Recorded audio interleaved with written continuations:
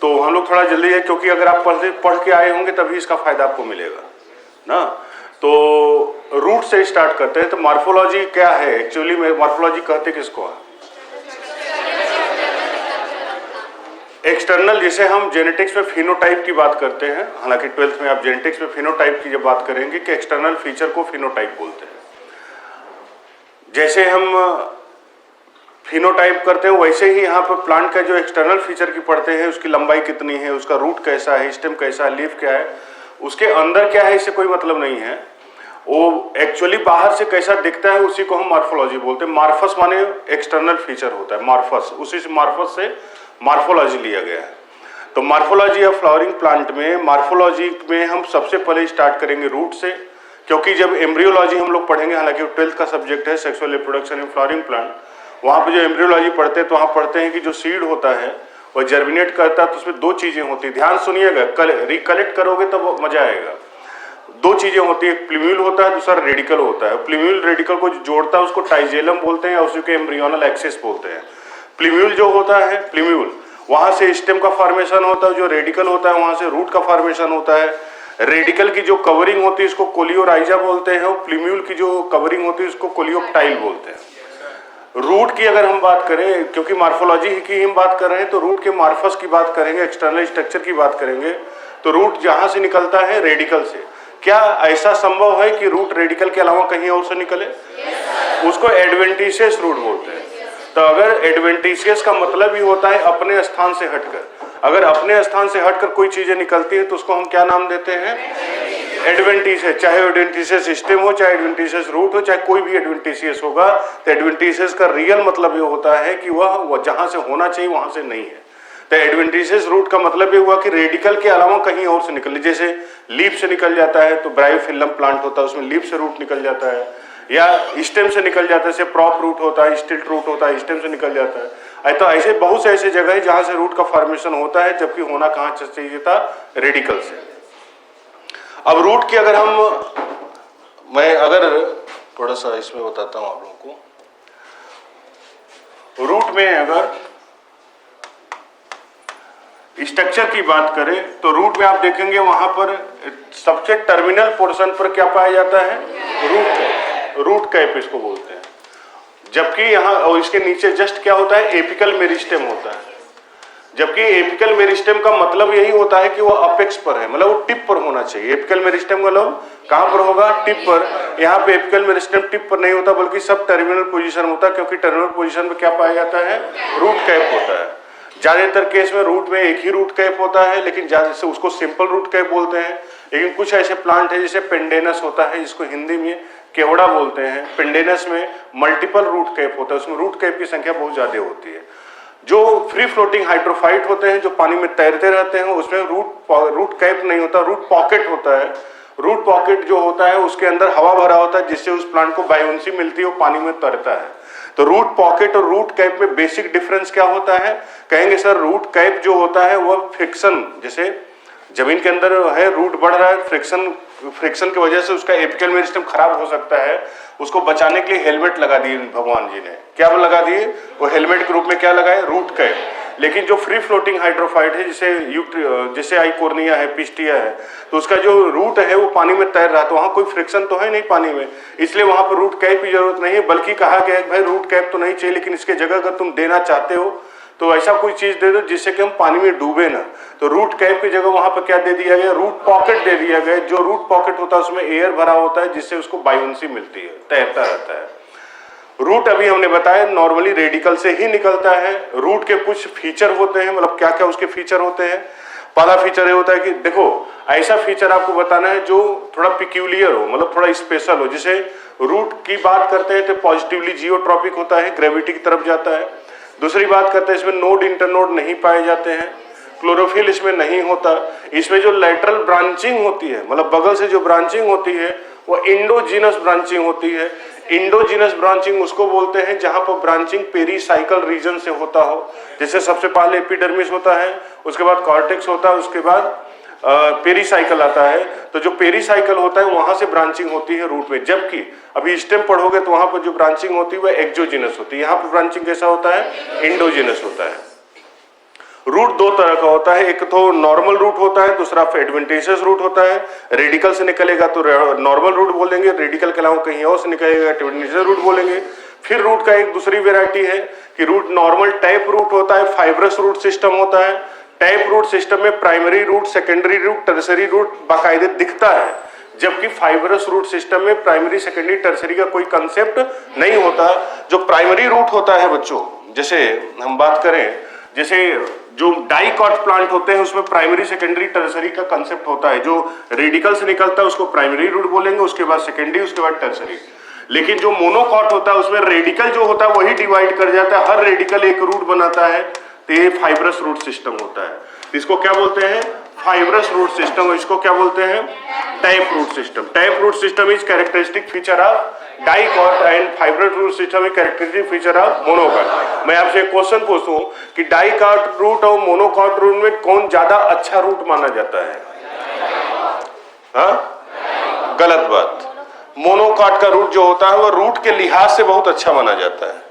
Monocot का जो root होता है वो रूट के लिहाज से अच्छा माना जाता है मोनोकॉट का रूट।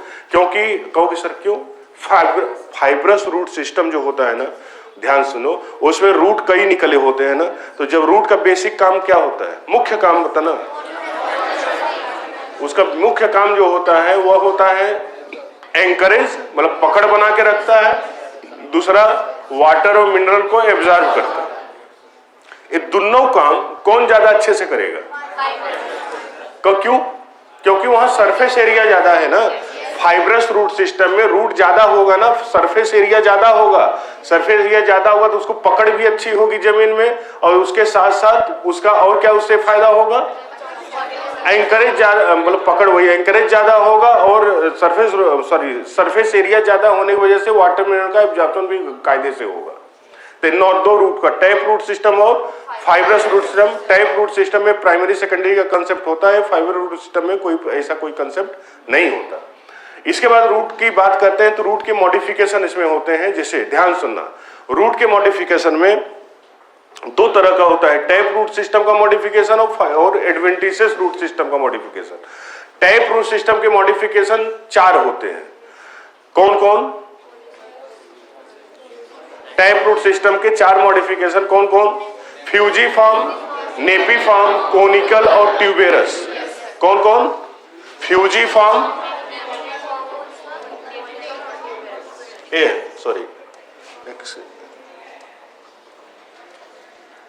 ये सब हम बता दिए। ये देखो फाइब्रस रूट सिस्टम, ये टाइप नॉर्मल रूट हुआ, टाइप रूट सिस्टम, इसको फाइब्रस रूट सिस्टम। यहाँ सरफेस एरिया ज्यादा होता है, यहाँ सरफेस एरिया कम होगा, एक ही होता है। और एक चीज और, फाइब्रस रूट सिस्टम में आप देखोगे ना, यहाँ पर प्राइमरी, सेकेंडरी, टर्सरी का कोई कंसेप्ट नहीं होता, जबकि टाइप रूट सिस्टम में प्राइमरी, सेकेंडरी, टर्सरी पाया जाता है। एडवेंटिशियस रूट, अभी हमने बताया कि रूट सिस्टम जो डेवलप होता है कहां से ना निकले? रेडिकल से ना निकले।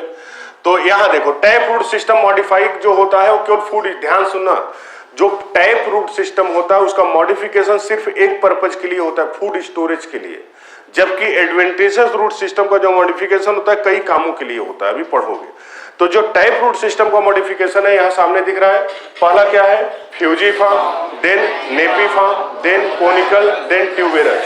फ्यूजीफॉर्म का एग्जांपल, यहाँ पर रेडिस जो होता है बच्चों, यहाँ पर जो स्टेम होता है वो रिड्यूस फॉर्म में होता है, यहाँ से लीफ ढेर सारे निकले हुए रहते हैं। यहाँ बीच वाला जो पोर्शन होता है वो थोड़ा फूला हुआ रहता है, और दोनों एंड जो होती है वो टेपरिंग होती है। टेपरिंग माने कंस्ट्रिक्टेड होता है, या फिर इसका एग्जाम्पल रेडिस हुआ। नेपीफॉर्म का होता है, इसमें जो बेस होता है वह जो होता है फूला हुआ रहता है, और अचानक से यहाँ पर सिकुड़न शुरू हो जाती है। देखो यहाँ बेस मोटा सा होगा, यहाँ अचानक से इसको इंग्लिश में बोलते हैं एब्रप्टली टेपर्ड हो जाता है। एब्रप्टली माने अचानक से टेपरिंग हो जाती है, और यहाँ पर लीफ होता है, क्या? Beta vulgaris. उसके बाद कोनिकल है, ये कोनिकल क्या होता है? कैरेट। यहाँ पर धीरे धीरे टेपरिंग होती है, धीरे धीरे, बेस से ज्यादा, फिर धीरे धीरे कोन, इसलिए कोन की तरह होता है। और ट्यूबेरस जो होता है उसमें, हाँ नहीं, ट्यूबेरस जो होता है मिराबिलिस जलापा होता है। ध्यान सुनना, अभी बता रहा हूँ, घबराओ मत। स्वीट पोटैटो भी आएगा, आखिरी इच्छा पूरी होगी तुम लोगों की। मिराबिलिस जलापा, ये देखो मिराबिलिस जलापा जो होता है, मिराबिलिस जलापा, यह एडवेंटिशियस रूट का मॉडिफिकेशन नहीं है, बल्कि ध्यान से टैप रूट सिस्टम का मॉडिफिकेशन है, उसमें इसको ट्यूबेरस बोलते हैं। ट्यूबेरस का मतलब होता है इरेगुलर स्वेलिंग होती है, मतलब यूनिफॉर्म तरीके से स्वेलिंग नहीं होती। कैसा होता है? इरेगुलर स्वेलिंग होती है। जब इरेगुलर स्वेलिंग होता है तो उसको हम ट्यूबेरस बोलते हैं। और टैप रूट सिस्टम में ट्यूबेरस सिस्टम को हम का एग्जांपल मिराबिली जलापा है, और इसी के जस्ट बाद पढ़ोगे एडवेंटिशियस रूट का सिस्टम का मॉडिफिकेशन, उसमें भी ट्यूबेरस होता है। उसका एग्जांपल स्वीट पोटैटो है, आइपोमिया बटाटा उसको इंग्लिश में बोलते हैं। आइपोमिया बटाटा, स्वीट पोटैटो, हिंदी में शकरकंद ना, तो उसी का नाम है वो सही बोले, ट्यूबेरस ही होता है बच्चों। लेकिन वह किसका ट्यूबेरस होता है? एडवेंटिशियस रूट सिस्टम का ट्यूबेरस होता है। ये ट्यूबेरस किसका है? Tap root. याद रखना, मॉडिफिकेशन में दो मॉडिफिकेशन हम लोग को देखना होता है। कौन कौन? टैप रूट सिस्टम और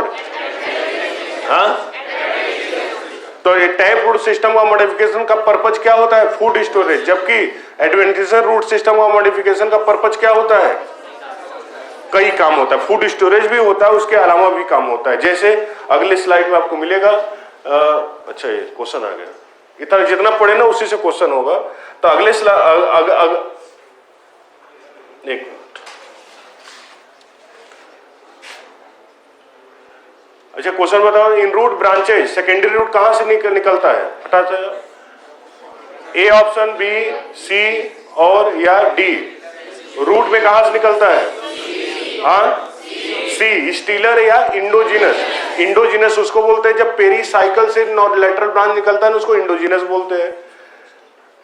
पेंडेनस, अभी हमने बताया, पेंडेनस जो प्लांट होता है जिसको हिंदी में केवड़ा बोलते हैं, पेंडेनस, इसी को स्क्रूपाइन भी बोलते हैं।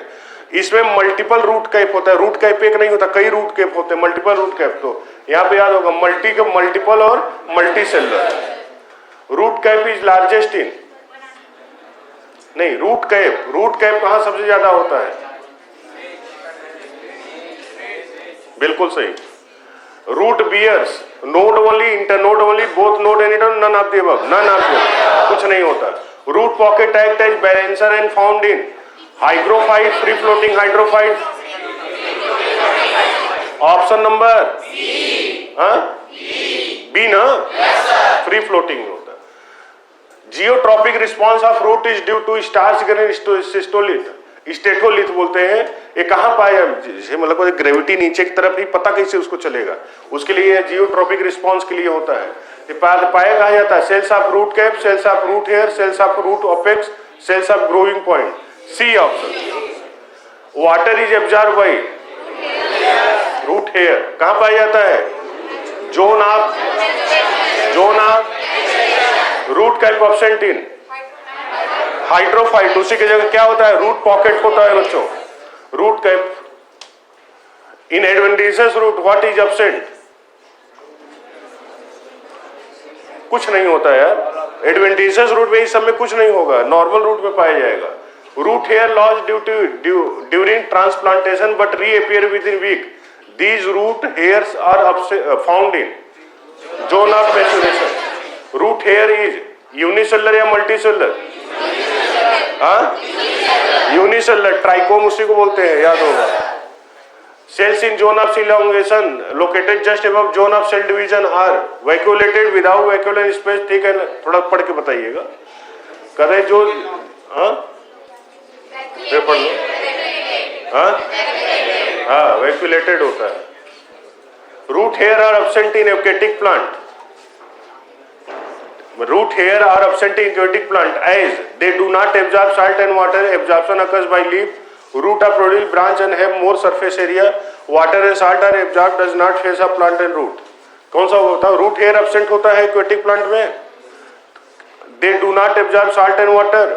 Absorption occurs by, अब भाई हम बताओ, कोई प्लांट, कोई मान लीजिए पानी में ही रहता है, तो पानी में रहने वाला जीव जो है वो अपने पास पानी स्टोरेज की कोई व्यवस्था करेगा? क्यों करेगा जब पानी में ही है? क्योंकि उसमें कोई मतलब कोई एब्जॉर्प्शन उसके थ्रू नहीं होता, सरफेस एरिया से ही हो जाता है। Monocot plant are characterized by presence of fibrous root system. Adventitious root का मॉडिफिकेशन देखो, अभी हमने बताया ना, रूट सिस्टम में दो रूट सिस्टम का मॉडिफिकेशन था, नॉर्मल रूट और एडवेंटिशियस रूट। नॉर्मल रूट का मॉडिफिकेशन में फूड स्टोरेज मेन काम होता है। एडवेंटेशियस रूट का जो मॉडिफिकेशन होता है उसका पर्पज कई होता है। जैसे यहां लिखा है, पहला है ट्यूबेरस, अभी हमने बताया इरेगुलर स्वेलिंग। अगर एडवेंटेशियस रूट में इरेगुलर स्वेलिंग होता है फॉर फूड स्टोरेज, भोजन की स्टोरेज के लिए ही ये काम होता है। इसका एग्जांपल कौन होता है, अभी बताया, स्वीट पोटैटो होता है जिसको आइपोमिया बटाटा बोलते हैं। फाइसिकुलेटेड रूट, यही ट्यूबेरस रूट ही होता है बच्चों, और ये क्या होता है, क्लस्टर में हो जाता है, जिसे अंगूर का गुच्छा होता है उसी तरह से कई ट्यूबेरस रूट जब क्लस्टर में हो जाते हैं तो उसको फाइसिकुलेटेड रूट बोलते हैं। इसका एग्जांपल है डहेलिया और एस्परेगस। बीडेड या मोनली फॉर्म, इसमें क्या होता है, इस तरह के बीड की तरह स्ट्रक्चर हो जाता है। इसे ये पाया जाता है पार्टुला का मेमोर्डिया करेंसिया। मेमोर्डिया करेंसिया है नाम, आप करेला, करेला जानते हो, उसी का नाम है मेमोर्डिया करेंसिया। उसमें बीडेड या मोनली फॉर्म रूट होता है। एन्यूलेटेड रूट इपिका में होता है, दीपिका नहीं है ना, ध्यान रखिएगा, कई लोग लिख देते हैं। ये इपिका एक प्लांट का नाम है, इपिका। इनमें दोनों बता देता हूं, इसमें और इसमें अंतर बताता हूं। जिसे जो बीडेड या मोनली फॉर्म होगा ना, ये देखो ऐसे रहता है, ऐसे देखो, ये देखो, इसमें देखो ये ऐसे तो रेगुलर इंटरवल पर स्वेलिंग है।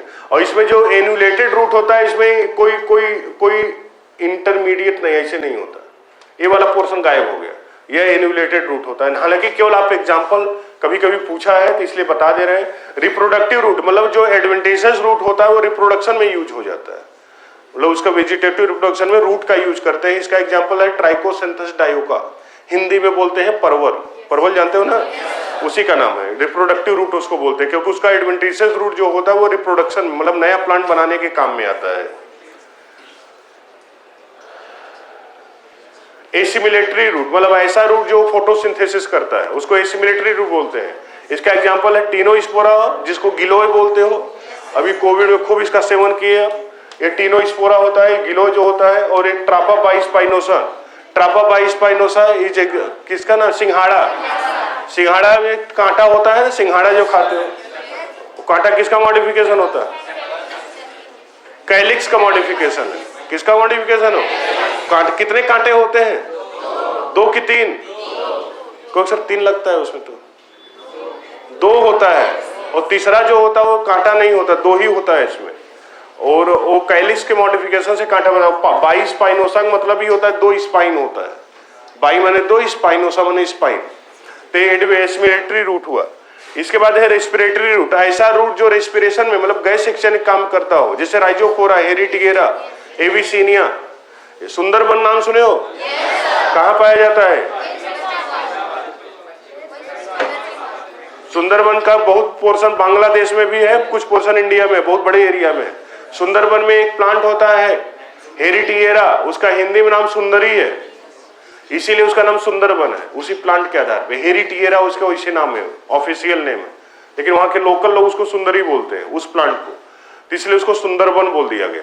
तो ये जो राइजोफोरा हो गया, हेरिटिगेरा हो गया, एविसीनिया हो गया, ये सभी प्लांट के जो रूट होते हैं, क्योंकि दलदल में पाए जाते हैं तो अंदर ऑक्सीजन नहीं होता, तो इनका जो रूट होते हैं वो बाहर की तरफ थोड़े थोड़े निकल जाते हैं, जिससे कि उनको ऑक्सीजन मतलब गैस सेक्शन के लिए, तो उसको हम क्या नाम देते हैं, रेस्पिरेटरी रूट। एडवेंटिशियस रूट होता है, वो रेडिकल से नहीं निकला होता, तो adventitious root modify for gas section. Rhizophora, heritiera एक प्लांट होता है, एविसीनिया।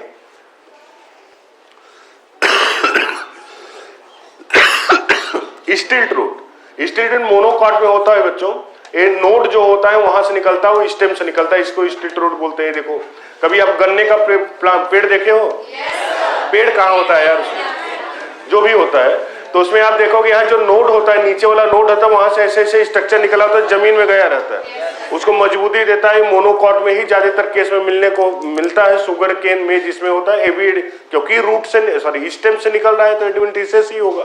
इसको क्या नाम देते हैं, स्टिल्ट रूट, स्टिल्ट रूट। इसके बाद होगा प्रॉप रूट, ये देखो प्रॉप रूट होता है बनियान ट्री में होता है, आप देखेंगे एरियल पोर्शन से कुछ प्लांट नीचे नीचे की तरफ आता है, जाके जमीन में धस जाता है। ये देखो इसका ओरिजिनल इसका कौन सा स्टेम था पता ही नहीं चलता, गायब हो चुका है पूरा, तो इसको हम प्रॉप रूट बोलते हैं। प्रॉप पिलर से याद रखिएगा, पिलर से पी से पिलर, पी से प्रॉप रूट बनियान ट्री में होता है, फाइकस में, बनियान ट्री में। इपीफिटिक रूट, इपीफाइट का मतलब होता है जो पैरासाइट होते हैं कि दूसरे प्लांट के ऊपर, उसको इपीफिटिक रूट बोलते हैं। तो इपीफिटिक फिलामेंट स्पॉन्जी टिश्यू होता है, मॉइस्चर को एयर से एब्जॉर्ब करता है। इसका एग्जांपल एक याद रखिएगा, वांडा, इपीफिटिक रूट। रूट थॉर्न, जो रूट होता है वो कांटे की तरह दिखता है, उसको रूट थॉर्न बोलते हैं, पोथोज में होता है। अब स्टेम की बात करते हैं, रूट में इतनी ही चीजें पढ़नी है आपको। स्टेम की बात करते हैं, स्टेम कहां से निकलता है? प्लूम्यूल से निकलता है। स्टेम कहां से निकलता है? प्लूम्यूल से। स्टेम का क्या क्या फंक्शन है, सॉरी क्या क्या कैरेक्टर होगा बोलिएगा सर? पॉजिटिवली फोटोट्रॉपिक होता है, नोड इंटरनोड बढ़िया से पाया जाता है, बड इसमें पाया जाता है, और इसमें जो ब्रांचिंग, लेटरल ब्रांचिंग होती है वह एक्सोजीनस होती है, जबकि रूट में कैसा होता था? इंडोजीनस ब्रांचिंग होती है। अब क्योंकि स्टेम जमीन के ऊपर होता है तो इसके कई डिवीजन है। रूट में बहुत ज्यादा डिवीजन नहीं था, जमीन के अंदर था। स्टेम ऊपर है तो इसी में फ्लावर होता है, इसी में रूट सॉरी इसी में सीड होता है, इसी में फ्रूट होता है, कुल तो यहीं पर है। तो स्टेम के आधार पर, स्टेम के बेसिस पर कई प्लांट को कई तरीके से डिवाइड किया गया। जैसे एनुअल, बाइनियल और पेरिनियल, तीन प्लांट होते हैं, तीन कैटेगरी में बांटा गया है स्टेम के ही आधार पर। एनुअल क्या होता है? कहते हैं वह प्लांट जो अपनी लाइफ साइकिल कितने समय में पूरा कर ले? जोर से बोलो। एक साल में नहीं, एक सीजन में। एनुअल, अच्छा एग्जाम से याद आ गया क्या कि एनुअल एग्जाम ना, एनुअल मतलब यहाँ एनुअल मतलब एक साल नहीं है बल्कि यहाँ एक सीजन है। If any plant can complete their life cycle in one season, उसको एनुअल प्लांट बोलते हैं। एक सीजन, जैसे गेहूं चावल जितने सीरियल प्लांट होते हैं, अनाज वाली जितनी फैमिली होती है, सब एनुअल प्लांट होते हैं। उसमें आप देखो 2-3 महीने का पूरा खेला होता है, 90 से 120 दिन का पूरा लाइफ साइकिल होता है। उसी में सीड जर्मिनेट करता है, बड़ा होता है, फ्लावरिंग होती है, सीड बनता है, सीड बनते ही सूख जाता है, वो आप काट लेते हैं। तो पूरा हिसाब किताब 90 से 120 दिन का होता है। तो ये एनुअल प्लांट हुआ, एक सीजन में कंप्लीट होता है। अगर मान लीजिए कोई प्लांट की लाइफ साइकिल 2 सीजन में कंप्लीट हो, उसको बाइनियल बोलते हैं। मतलब एक सीजन में उसका वेजिटेटिव ग्रोथ होगा और दूसरे सीजन में उसका रिप्रोडक्टिव ग्रोथ होगा। एक सीजन में बड़ा होगा, अगले सीजन में फ्लावरिंग होगी, तो उसको हम नाम देते हैं बाइनियल प्लांट। और बाइनियल प्लांट का सबसे बढ़िया एग्जांपल है कैबेज, रेडिश, ये सब होता है। कभी मूली में फ्लावर देखे हो? बहुत कम लोग देखे होंगे, क्योंकि जिस सीजन में मूली होता है उस सीजन में फ्लावर नहीं बनता। अगर मूली को कुछ दिन तक उसी में छोड़ देते हो फील्ड में, तो अगले सीजन में उसमें एक लंबा सा स्टेम निकलता है, उसमें फ्लावर बनते हैं। जो किसानी करते हैं, खेती करते हैं, तो 2, 4, 10, 20 अपने फील्ड में मूली को नहीं उखाड़ते, उसको छोड़ देते हैं अपने सीड को कलेक्ट करने के लिए, अगले सीजन में काम आएगा। तो एक सीजन के बाद अगले सीजन में जो उसी में से एक नया सा स्टेम निकलेगा और ढेर सारे उसमें फ्लावर बनेंगे, फिर सीड बनेगा और फिर उसके बाद वो सूख जाएगा सीड बनने के बाद। तो एनुअल में कंप्लीट लाइफ साइकिल कितने सीजन में होता है? एक। और बाइनियल में 2 सीजन, 2 साल नहीं, 2 सीजन में। और तीसरा होता है पेरिनियल। अगर कोई प्लांट अपनी लाइफ साइकिल 2 से ज्यादा सीजन में पूरा करे, नहीं कि 3 सीजन पूरा करे बोलेंगे ट्राइनियल बोलेंगे सर, नहीं, 3 सीजन में पूरा करेगा तो भी उसको पेरिनियल बोलेंगे, 300 सीजन में पूरा करेगा तो भी उसको पेरिनियल बोलेंगे। जैसे जितने प्लांट आप देखते हो अपने चारों तरफ, आम, महुआ, ये सब जो देखते हो उन्हें सब पेरिनियल प्लांट है। एनुअल, बाइनियल, पेरिनियल, स्टेम का ही पूरा हिसाब किताब है, एनुअल, बाइनियल और पेरिनियल। इसके बाद आता है मोनोकार्पिक और पॉलीकार्पिक। जो अपनी पूरी जिंदगी में एक बार फ्लावरिंग करता है उसको मोनोकार्पिक बोलते हैं। मोनो माने एक, कार्पिक माने फ्लावर। और जो अपने लाइफ में 1 से ज्यादा बार फ्लावरिंग करता है उसको पॉलीकार्पिक बोलते हैं। मतलब 2 बार करेगा तो भी पॉलीकार्पिक बोलेंगे, और 2 से ज्यादा बार करेगा तो भी पॉलीकार्पिक। 1 से ज्यादा बार होगा पॉलीकार्पिक बोलेंगे, 2 हो चाहे 200 बार हो। तो जितने एनुअल प्लांट हो, जितने पेरिनियल जितने एनुअल और बाइनियल प्लांट होते हैं, वो सभी में जो फ्लावरिंग होती है पूरी जिंदगी में एक बार होती है। ध्यान से समझो, एनुअल प्लांट में फ्लावरिंग उसी सीजन में हो जाता है और बाइनियल में फ्लावरिंग अगले सीजन में होता तो एक ही बार है। लेकिन जो पेरिनियल प्लांट होते हैं बच्चों, उसमें जो फ्लावरिंग होती है वह कई बार होती है, इसलिए वो पेरिनियल प्लांट जितने होते हैं वो पॉलीकार्पिक होते हैं, कुछ को छोड़कर। एक्सेप्शन है अगेव, सैगोपाम, साबूदाना निकाला जाता है, अगेव, सैगोपाम और बंबू। बांस देखे हो? बांस, हालांकि अगेव सैगोपाम तो नहीं देखे होगे, लेकिन बांस तो सभी लोग देखे होंगे। बांस जो होता है देखोगे कई साल तक वो बढ़ता रहता है, वो है पेरिनियल प्लांट। वो क्या है? Perennial plant. लेकिन उसकी पूरी जिंदगी जो होती है वो तब खत्म हो जाती है जब उसमें फ्लावरिंग हो जाती है। जब उसमें फ्लावरिंग हो जाती है तो पूरा बांस जो होता है ग्रीन कलर से पीले कलर का हो जाता है, सूख जाता है, मतलब सूख जाता है वो। तो फ्लावरिंग होने के बाद सूखता है, मतलब उसमें भी फ्लावरिंग, भले पेरिनियल प्लांट है लेकिन फ्लावरिंग कितनी बार होता है, जबकि जितने पेरिनियल प्लांट होते हैं उसमें फ्लावरिंग एक से ज्यादा बार होता है। तो एक्सेप्शन है कि बंबू प्लांट जो होता है सर, उसमें जो फ्लावरिंग होती है वो एक ही बार होता है। बात समझ में आई? तब अब बात करते हैं, वही चीज है, stem develop from plumule, positively phototropic, it bears node and internode, जो अभी मैंने बताया। Characteristic of stem, node internode more prominent and monocots. Obviously जो मोनोकॉट होता है उसमें जो नोड इंटरनोड ज्यादा प्रोमिनेंट होते हैं। बांस क्या है, मोनोकॉट की डाइकॉट? मोनोकॉट। उसका देखो नोड लंबा लंबा होता है, दूर दूर होता है, इंटरनोड बड़ा होता है। शुगर केन क्या है, मोनोकॉट, उसका देखो इंटरनोड बड़ा होता है। तो मोनोकॉट में रिलेटिवली जो नोड इंटरनोड होते हैं वो ज्यादा प्रोमिनेंट होते हैं। It bear leaf and many stem also chlorophyll, apical meristem और एपिकल पोजीशन, जबकि रूट में आप देखते थे apical meristem sub apical position होता था, क्योंकि एपिकल पोजीशन में क्या पाया जाता था, रूट कैप पाया जाता था। और लेटरल ब्रांचिंग और एक्सोजिनस इन ओरिजिन। हाँ, काम क्या है, ओबियसली इसका ब्रांच बियर करता है, इसमें जितनी ब्रांचिंग होती है इसी के ऊपर होता है, स्टेम के ऊपर होता है, लीफ होता है, फ्लावर होता है, फ्रूट होता है, वाटर और मिनरल का कंडक्शन करता है, और ये कई काम के लिए मॉडिफाई कर जाता है। पेरिनेशन माने समझते हो, कई सीजन तक वो चलने के लिए पेरिनेशन के रूप में हो जाता है। वेजिटेटिव प्रोपोगेशन में भी यूज होता है, प्रोटेक्ट भी करता है, सपोर्ट भी करता है, फोटोसिंथेसिस भी करता है। मैंने बताया ना कि स्टेम जो है जमीन के ऊपर होता है, इसका दुनिया भर का काम है, ढेर सारे काम है। अब यहाँ पर अभी हमने बताया कि on the basis of life cycle of plant they are classified 3 category, annual, biennial और पेरिनियल। अभी हमने बताया आपको। हाँ, इसके हाइट के आधार पर 3 होते हैं, हर्ब, श्रब्स और ट्री। हर्ब जो होता है उसकी हाइट जो होती है 3-4 फीट से कम होती है, और उसमें वुडी मटेरियल नहीं बनता, उसमें लकड़ी नहीं बनेगा, उसको हर्ब्स बोलते हैं। जो श्रब्स होता है, श्रब्स जिसको बोलते हैं, उसकी हाइट 4 से 8 फीट ऊंचा होता है, लंबा होता है, और उसमें वुडी मटेरियल थोड़ा बहुत बनता है। अच्छा, केले को किस में रखा जाए, हर्ब्स में कि श्रब्स में? उसमें लकड़ी होता है, हर्ब्स में रखते हैं उसको। श्रब्स मतलब उसमें भले लिखा होगा 5-6 फीट का हाइट होता है, और इसमें थोड़ा बहुत वुडी बहुत कम होता है, वुडी मटेरियल्स में होता है। और एक्चुअल में जो ट्री होता है उसमें वुडी प्लांट पाया जाता है, बढ़िया से लकड़ी उसमें डेवलप होता है, वुडी मटेरियल उसमें होता है। और जो ट्री जिसको बोलते हैं उसकी जो ब्रांचिंग, उसकी जो लंबाई होती है जमीन से कुछ ऊपर जाने के बाद वो लंबाई बढ़ना बंद हो जाती है, क्योंकि उसका एपिकल मेरिस्टेम डिवाइड कर जाता है। इसलिए आप देखोगे आम का पेड़ देखो बहुत ऊंचा नहीं होगा, एक हद तक ऊंचा होगा, उसके बाद वो उसकी लंबाई नहीं बढ़ती, क्योंकि एपिकल मेरिस्टेम डिवाइड कर जाता है। तो ट्री भी 3 तरह का ट्री, अभी हर्ब श्रब ट्री बताएं, तो हर्ब श्रब ट्री में हो गया डिवीजन की, जिसमें वुडी मटेरियल नहीं है वो हर्ब्स है, थोड़ा बहुत है तो श्रब्स है, और बहुत है तो ट्री है।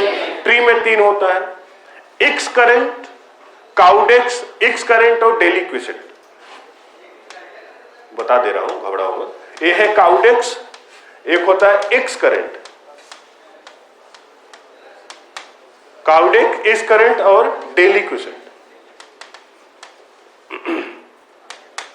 बता देता, काउडेक्स जो होता है बच्चों ध्यान समझिए, जैसे यह जो स्टेम होता है इसका मेन पोर्शन जो होता है वो कंटिन्यू बढ़ता रहता है, इसको काउडेक्स बोलते हैं। और इसमें क्लस्टर ऑफ लीफ होता है टिप पर, मतलब गुच्छा ऑफ लीफ, क्लस्टर माने गुच्छा, तो बंच ऑफ लीफ या गुच्छा ऑफ लीफ या cluster of leaf present at tip, तो उसको काउडेक्स बोलते हैं। जैसे साइकस होता है, काउडेक्स का एग्जांपल है। एक्स करंट क्या होता है, कहते हैं सर इसमें ब्रांचिंग जो होती है वो होती रहती है, और ब्रांचिंग एक्रोपीटल मैनर में होता है। एक्रोपीटल मतलब जो नया ब्रांच होता है आगे की तरफ बनता है, तो इस तरह का होता है। और इस काउडेक्स में ब्रांचिंग नहीं होती, इकट्ठा ही जो टिप पर, उसके टिप पर क्या पाया जाता है, बंच ऑफ फ्लावर होता है। इस करंट में ब्रांचिंग होती है, ब्रांचिंग कैसे होती है, एक्रोपीटल मैनर में, आगे। एक्रोपीटल मतलब होता है नया वाला ब्रांच आगे की तरफ बनता है।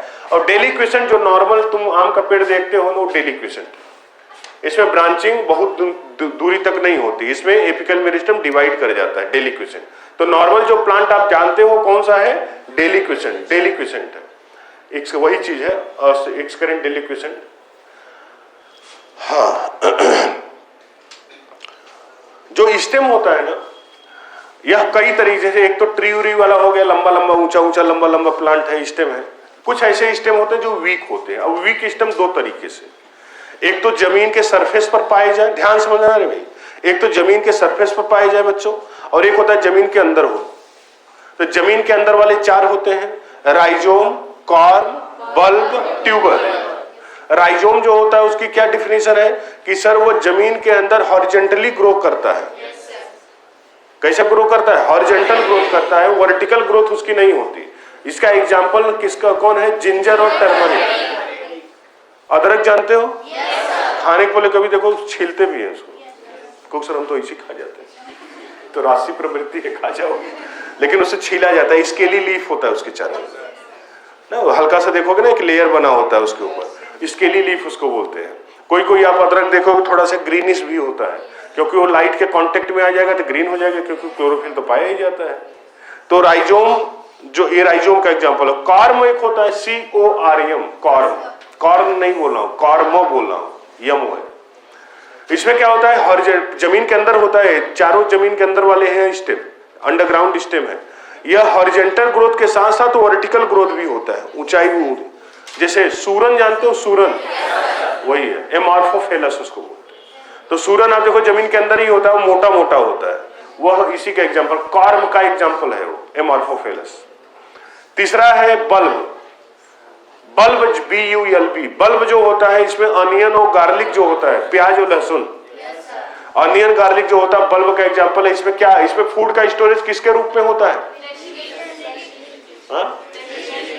Scaly leaf.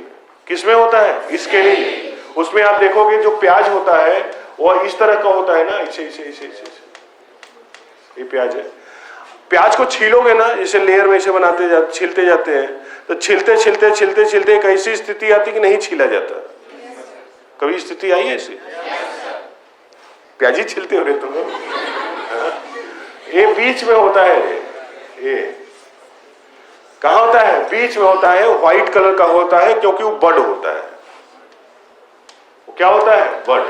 और लहसुन जो होता है, गार्लिक, उसमें साफ साफ दिखता है, उसमें जिसको छीलते हैं ना किनारे किनारे होता है, तो वह जो होता है बच्चों, ये नीचे बीच में देखो डंडा की तरह होता है, और उसके चारों तरफ ये ऐसे क्लोव, उसको क्लोव बोलते हैं, CLOVE, क्लोव उसको बोलते हैं। जो लहसुन, एक लहसुन को क्लोव बोलते हैं।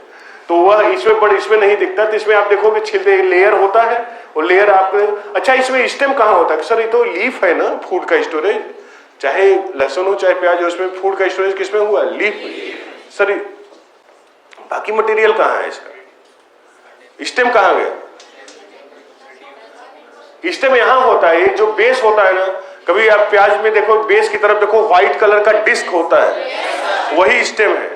बहुत रिड्यूस फॉर्म में स्टेम होता है। बल्ब में स्टेम बहुत रिड्यूस फॉर्म में होता है, एकदम यहाँ बेस की तरफ होता है बच्चों, और वहीं से रूट निकला होता है। इसीलिए इस रूट को हम क्या नाम देते हैं? इस रूट को क्या बोलते हैं? एडवेंटिशियस रूट बोलेंगे ना, क्योंकि रूट कहां से निकला है? स्टेम से, इसलिए इसको क्या बोलेंगे? एडवेंटिशियस। अच्छा, क्वेश्चन आता है कि अनियन गार्लिक में खाने के पहले कौन सा पोर्शन रिमूव कर दिया जाता है?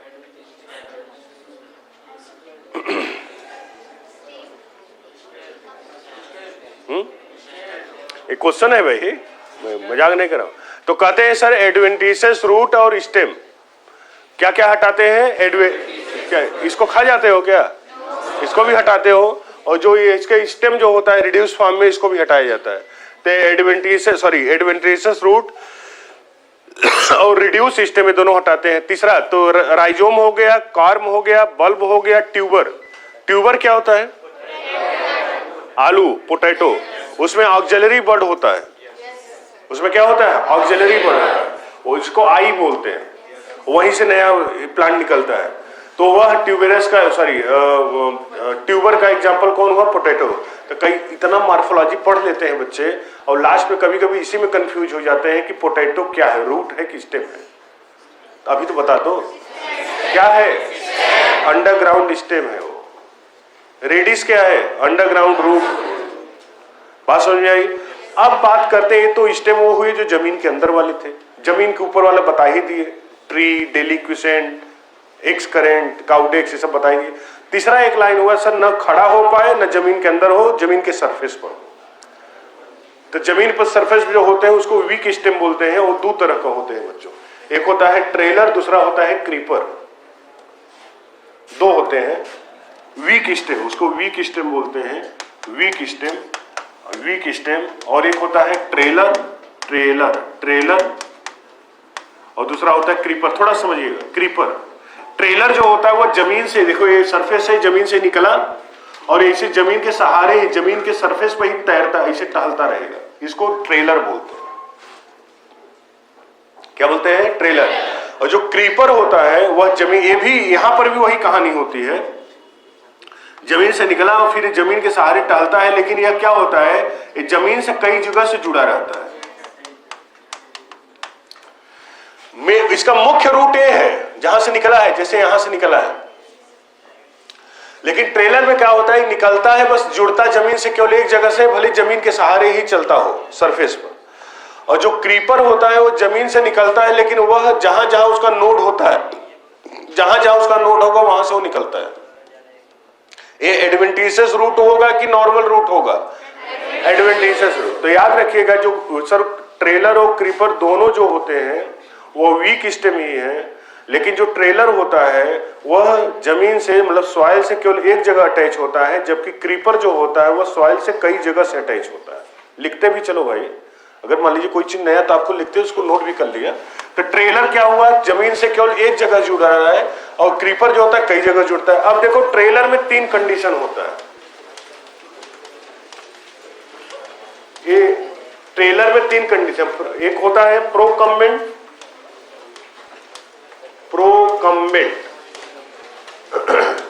एक होता है डीकम्बेंट, एक होता है डिफ्यूज।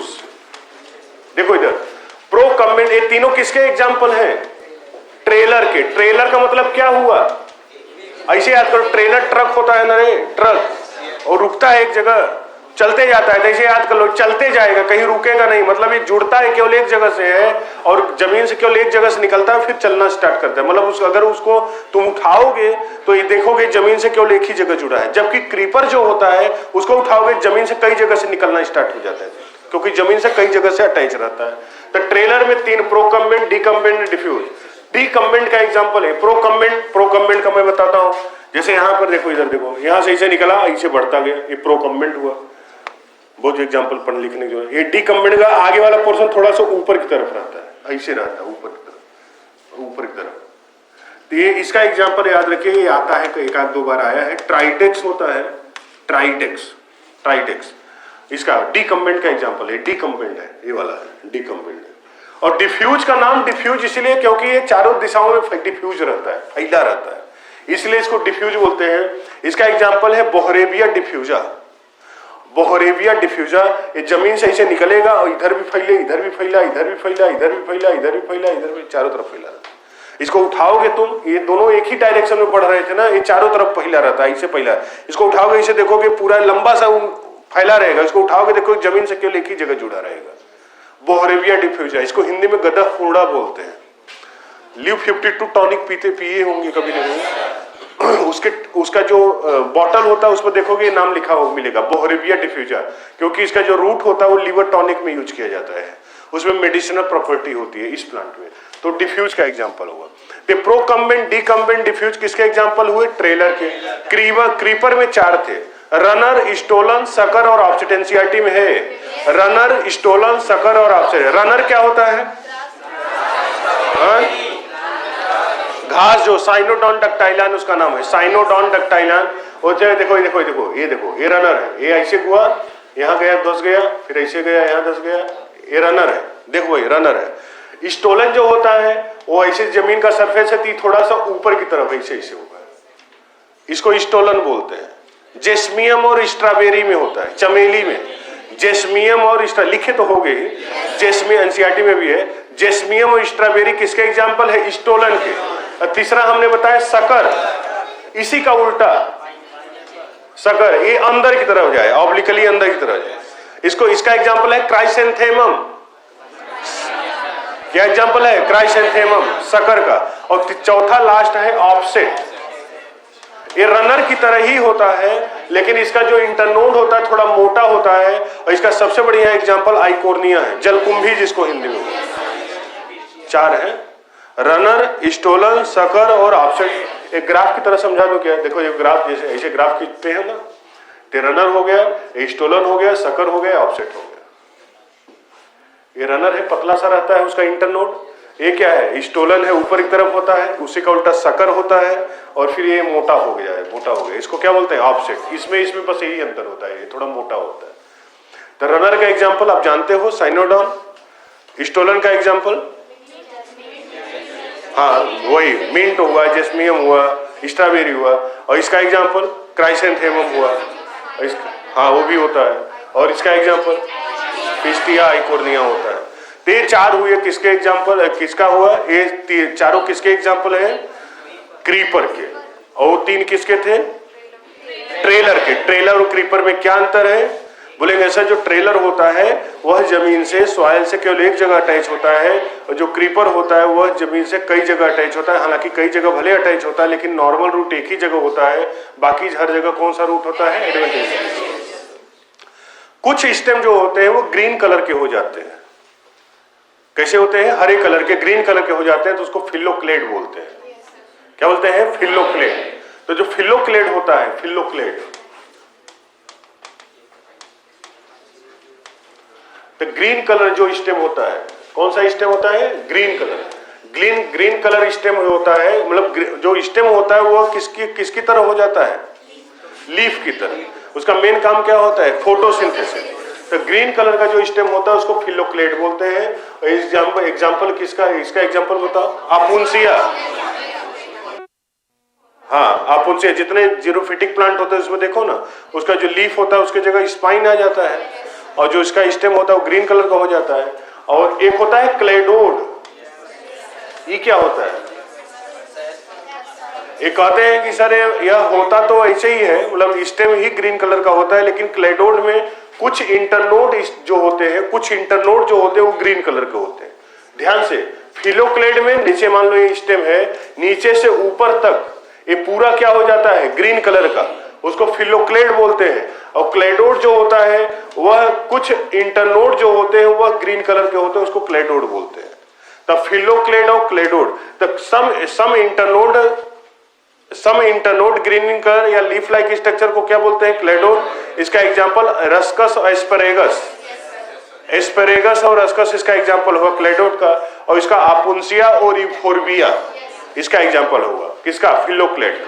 अच्छा, क्वेश्चन पूछता है कि बेस्ट क्लेडोड किस में पाया जाता है? बेस्ट का मतलब हुआ कि मान लीजिए 50 उसमें इंटरनोड हो, लेकिन उसमें एक आध दो इंटरनोड केवल ग्रीन कलर का हो, तो इसका एग्जांपल बेस्ट क्लेडोड पाया जाता है एस्परेगस में। किसमें पाया जाता है?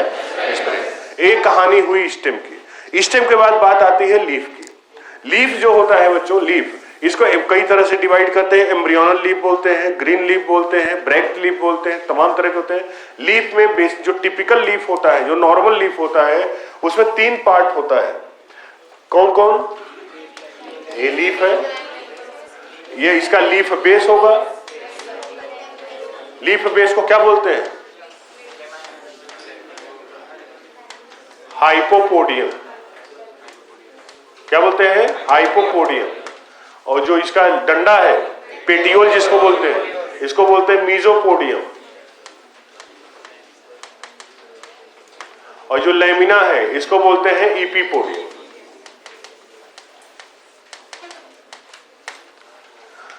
तीन पोडियम मतलब होता है। कौन कौन?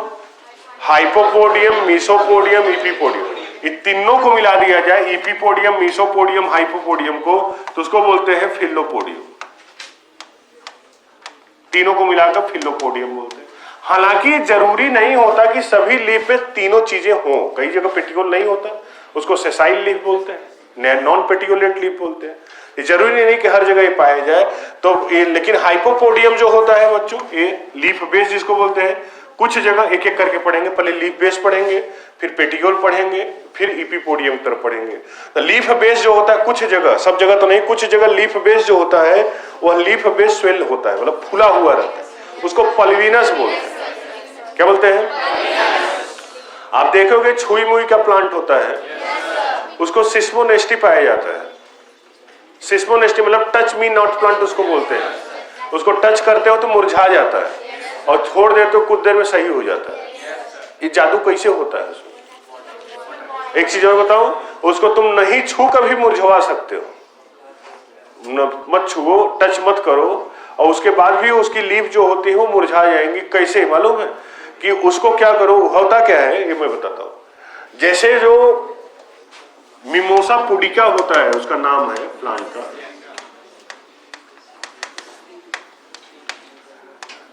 यह है प्लांट का, ये है इसका बेस, लीफ बेस इसको बोलते हैं, लीफ बेस। अब ये लीफ बेस जो होता है यह फूला हुआ रहता है, इसको पल्विनस बोलते हैं। पल्विनस फूला हुआ क्यों रहता है? क्योंकि इसके जो रूट है, ध्यान समझ रहे, इसमें जो रूट से, रूट कर रहा हूं, इसमें जो नॉर्मल सेल होते हैं, पल्विनस के सेल होते हैं, उनके बीच में इंटरसेलुलर स्पेस ज्यादा होता है, खाली जगह ज्यादा है, इसीलिए फूल गया है वो। वही खाली जगह नहीं रहता तो पिचका रहता। तो पल्विनस में खाली जगह ज्यादा होता है। तो जब इस लीफ बेस के चारों तरफ का जो एयर होता है, उस एयर के प्रेशर में कोई डिफरेंस होता है, तो इसको स्टिमुलस मिलता है कि प्रेशर का डिफरेंस हुआ है। जैसे ही प्रेशर का डिफरेंस होता है, ये जितने सेल होते हैं, सभी सेल जो होते हैं वो पानी रिलीज कर देते हैं, वाटर रिलीज कर देते हैं। जब ये पानी रिलीज कर देते हैं, तभी सभी सेल जो होते हैं, पानी रिलीज करते ही सभी सेल जो होते हैं सिकुड़ जाते हैं, और जब ये सेल सिकुड़ जाते हैं तब इसी को हम नाम देते हैं कि यह मुरझा जाता है, लीफ नीचे की तरफ गिर जाता है। और कुछ देर तुम छोड़ दोगे तो यही पानी फिर इसमें घुस जाता है। जब पानी उसमें घुस जाता है तो टर्जिड हो जाता है। जब ये टर्जिड हो जाता है तब उसके बाद फिर से नॉर्मल हो जाता है। तो कहते हैं कि अगर मान लीजिए तुम इसको छूना नहीं चाहते हो, फिर भी इसको तुम मुरझाना चाहते हो, तो उसके चारों तरफ जाओ, जहां तुम टच करते हो, जैसे कहीं भी टच करोगे तो यहाँ का एयर में प्रेशर का डिफरेंस तो आ ही जाएगा। तो तुम केवल ऐसे ऐसे कर दो, हवा ऐसे ऐसे कर दो, तो भी मुरझा जाएगा। करके देखना। रीजन क्या होता है कि उसको स्टिमुलस क्या होता है, एयर प्रेशर में डिफरेंस आना चाहिए। प्रेशर में डिफरेंस आए, तुरंत उसको स्टिमुलस मिला और फिर मुरझा जाएगा। बात समझ में आ रही है? तो ये कहानी होती है। ऐसे ही सिस्मोनेस्टी इसमें होता है, एक होता है निक्टीनेस्टी। नाम सुने हो? नहीं, निक्टीनेस्टी नाम सुने हो? NYCTINASTY, निक्टीनेस्टी। इसको स्लिप मूवमेंट बोलते हैं। जो मटर का प्लांट होता है, मटर के जो प्लांट होते हैं, उसमें जैसे ही रात होती है, सूर्यास्त होता है, वैसे ही उनका जो पल्विनस रीजन के जो वाटर होते हैं वो पानी निकल जाता है। जैसे इसमें हमने छूने से निकल रहा था, वैसे वहां पर छूने से नहीं निकलता। कैसे निकलता है? उसका नाइट, मतलब वहां पर लाइट स्टिमुलस होता है। आप कभी ध्यान देखोगे जो खेतों में जहां मटर का प्लांट थोड़ा सा छोटा सा रहता है, आप देखिए शाम को जब जाओगे ना, सूर्यास्त के बाद उसको देखोगे ना, तो ऐसे लगेगा इसको बरसों से पानी नहीं मिला है, मुरझाया हुआ एकदम दिखेगा। और सुबह जैसे ही सूर्योदय होता है वैसे एकदम नॉर्मल, एकदम लीफ दिखेगा। उसको निक्टीनेस्टी बोलते हैं। उसको स्लीप मूवमेंट इसलिए बोलते हैं क्योंकि रात में मुरझा जाता है, सवेरे सही हो जाता है। मतलब उसका कहना है कि रात में सो जाता है, इसलिए इसको स्लीप मूवमेंट बोलते हैं, निक्टीनेस्टी। हालांकि पल्विनस रीजन में टर्गर प्रेशर के चेंज होने की वजह से ही क्या क्या होता है, सिस्मोनेस्टी भी होता है और निक्टीनेस्टी भी होता है। ये तो हुआ बातचीत किसका बच्चों? लीफ बेस की। इसके बाद आगे बढ़ते हैं तो यहाँ पर एक आउटग्रोथ होता है, उसको हम नाम देते हैं स्टिप्यूल। क्या नाम देते हैं? स्टिप्यूल। तो कहते हैं any outgrowth present at leaf base is known as stipule. कई जगह जैसे स्माइलेक्स एक प्लांट होता है, उसमें जो स्टिप्यूल होता है वो टेंड्रिल में कन्वर्ट हो जाता है, ऐसे टेंड्रिल में कन्वर्ट हो जाता है, स्माइलेक्स प्लांट होता है। कई जगह जो स्टिप्यूल होता है वो कांटे में कन्वर्ट हो जाता है, जैसे बेर में होता है, अकेसिया, बबूल में होता है, बेर में होता है, अकेसिया और जिजीफस में स्टिप्यूल मॉडिफाई इनटू स्पाइन। बबूल का कांटा होता है, देखो लंबा, बबूल का तो बबूल जो होता है ना, जीरोफिटिक प्लांट है, मालूम है कि नहीं? इसीलिए देखो बबूल ऐसी जगह उगता है जहां पानी वानी की बहुत जरूरत नहीं होता। कुछ नहीं, कोई प्लांट नहीं रहेगा, बबूल तो उग ही जाएगा वहां पर। बबूल में देखो लीफ बहुत कम होता है, बहुत छोटे छोटे होते हैं, बहुत बड़ा लीफ नहीं होता, क्योंकि उसको ऐसे कंडीशन में जीना है जहां पानी कम है। जीरोफिटिक प्लांट है वो, तो उसमें पूरा मॉडिफिकेशन आपको जीरोफाइट की तरह दिखेगा। रेगिस्तान में जैसे प्लांट होते हैं वैसे होगा।